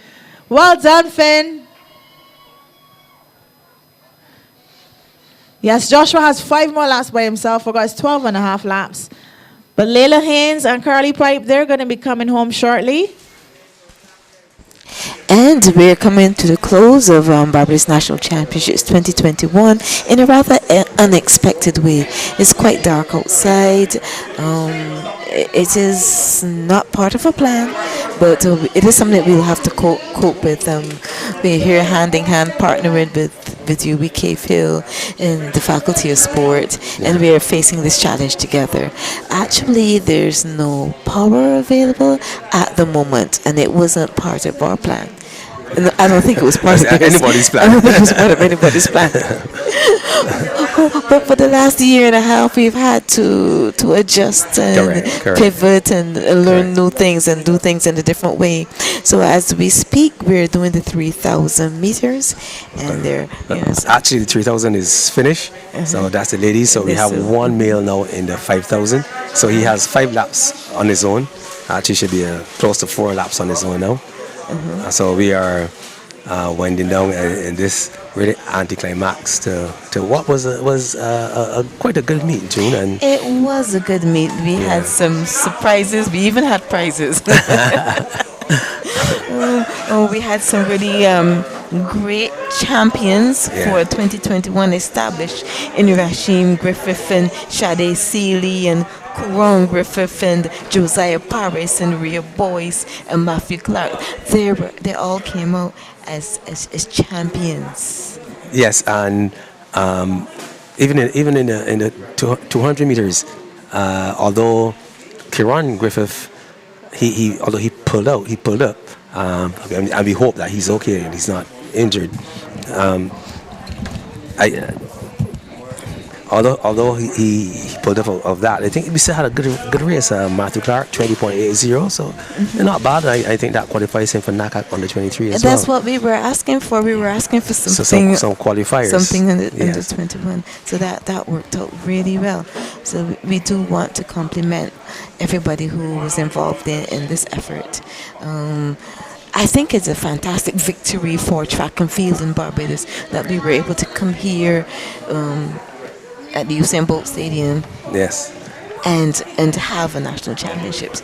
So we're missing the relays, which would have been lovely to see. Yes. But it would not be safe to even attempt. Attempted, yes. To correct. attempt to do I think unfortunately it was 3,000 and 5,000 that being run in the dark. So we got through all of the other individual events, including the ladies long jump. I think so. I think we were very fortunate to be able to achieve this. Great scheduling. I must say, pretty smart thinking through. And efficiently run call room. We were able to get the athletes out on time. I think for the most part we ran the meet on time. There were some times that we fell behind, but we were able to catch up. It was not significant, and not to impact the meet. So, things worked out well. We had some great participation in the chat. This stream has been great. I hear everybody saying you guys. I said no, but I really enjoyed seeing the interaction in the chat, the challenges that were thrown out, the responses, the very energy that was expended in the chat. Yes. And we thank you for being part of our national championships this year. For sure. And as we get now, COVID is here with us, and so much has changed in the last 18 months, and this now is a change that we have had to implement. So since we can't have spectators, we had to take the events to the spectators. So this was a good initiative to have the meets streamed. And of course, I just said, June, thanks to all the sponsors who came on board. Puma, Cooperators, General Insurance, First Caribbean, Cage Barbados, the Zani National Sports Council, Barbados Olympic Association, and the designated official hydration partner of the championships, Powerade. So this is all made it possible. We as coaches, June, and former athletes, we always like to see better performances, but we are not discounting or discrediting the performances that we saw. They were excellent, and we look forward to more. The effort was there. Yeah, it made me proud. I'm proud to be part of Barbados National Championships 2021. Yes. Proud to be part of the Athletics Association of Barbados. Of course. Proud to be associated with this team doing the streaming. And talking about that in a conversation with a coach, he was saying that they are now they have to, they're training at the botanical gardens, so it's no track, it's no, so it's a struggle to get to structure good workouts, proper workouts. Yes, But it's a challenge. again, I applaud the initiative taken by the coaches to find a way to work out, to work, It to give really that showed their commitment to the athletes. commitment to the It showed athletes and athletes' commitment as well. to their sport. Right? Yes. To find the opportunities to train, find the opportunities to compete, Yes. and just to be positive in the whole Oh, thing. The same correct. way we would look at these events of today and this whole weekend in a very, very positive light. Because I Definitely. think we've made some great strides. For sure. I'm really convinced that it is. Yes. And we walked hand in hand with Cooperative General Insurance, with First Caribbean International Bank, with Cage Barbados, the National Sports Council, the Barbados Olympic Association, the Sandy Waters, and Powerade, the designated official hydration partner of the championships. So June, as the national championships come to a close, and foremost in everybody's mind is the Olympic Games. Any thoughts? It's going to be interesting. The official announcement will be made very soon as to the final team and the whole scenario. And in a few weeks they will be there. Track and field will start July 30th, and I think August 8th. So that period that will take up most of our attention. Of course, the team will have some other people. I see Amber in cycling is doing quite well. So we will wait to see who actually would have been, who would make the team. And throw our full support behind them, because it will take a lot of commitment to leave wherever you are domiciled and travel to Tokyo and go through all the things that we will need to go through with the quarantine and then ensuring you're fully vaccinated and wearing your mask and be part of that big show, but in a different dynamic. And one of the things, I have to commend the Japanese government and organization committee. I have to commend them for sticking with it, having been put back last year and now to come this year, and with a surge in and around the area, to still persist with the games. And in fact, it could not possibly not happen, because there was too much at stake. Not only the investment made by the Japanese government, but IOC in itself. If the games did not go on, there's so much money lost. So with that loss, then the funding for the game for sports, the Olympic sports for the countries like Barbados who depend on these handouts from IOC, they ensure that it will go on, and it will go on in the safest possible way, so that Olympic sports can survive for the next 3 years. Yes, it's about the money, yes, but it is also about an attitude of value system. Like you said, in the safe athletes first. Safety first, so correct. Safety first. And they're saying this is a victory. We're fighting now this enemy that is COVID-19. So the response is not to lay down and just let COVID-19 take over and stop everything. They're saying to us, we're athletes, faster, higher, stronger. You're about challenging, you're about competing, and this is a challenge that the world, serious competition. The serious competition, the world is going to face this. Correct. Using all that science has provided for us, all that we know, all that we have possession of, and we're going to go ahead with this thing and give athletes a chance to live their lives in the way that they would have wished to. And also you were looking at athletes that would have prepared for their final 4 years. I would prepare to say, this is my final Olympic Games. That cycle. So you have to you have to honor that wish, the feeling of those athletes who are in that position. Because I mean, father time, mother time doesn't. Time is gonna go by. So we will, as you will recognize, June, the older we get, you're feeling more pains, but we're able to continue. I'm but not feeling any pain. as we are growing up, I should say. So we're growing up. Athletes are maturing older. They're maturing older in terms of competition. They seem to be peaking a little older. Yes. Life expectancy is increasing, and is being challenged by this whole COVID-19 thing. Yeah. And to continue to compete, to stay strong, to stay healthy. That is the big challenge that we're facing, and the response is a philosophical response, is a response in terms of health, is a response in terms of attitude, resilience, mental toughness, all the psychology that you could think of is built in there in this decision to persist. Yes, and like I said, and I'm going to come right home. Our governments and our ministries can do all that they can, and they are doing all that they can, but then it's also up to us as the citizens to do our part in fighting and controlling the spread of the virus. And same will be true in Tokyo. The athletes would have to do their part to make sure that they do not contribute to the spread of the virus. Exactly. Live smart. Yeah, exactly. If you go to other sports, we saw I think in the NBA, couple of players tested positive even in the playoffs. In cricket, in the Pakistan Super League, 2 players. So and then we have cases of players, participants in a particular sports breaking the bubble, and by doing so, they put themselves at risk. So we were able to successfully host the Barbados National Championships in Atlantis 2021. Yes. On behalf of the Athletic Association of Barbados, I'd like to say thank you to all the officials, all our supporters.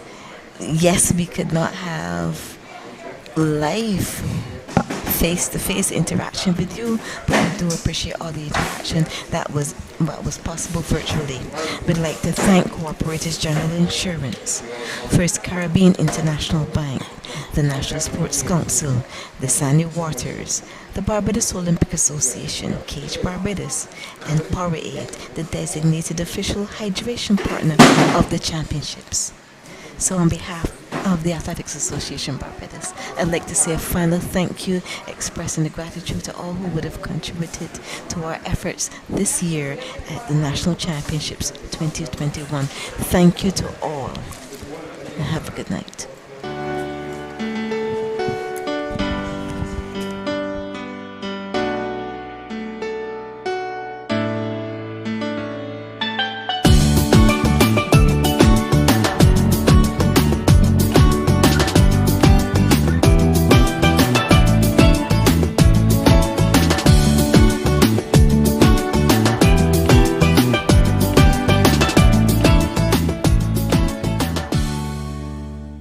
What makes an insurance company stand tall above the rest?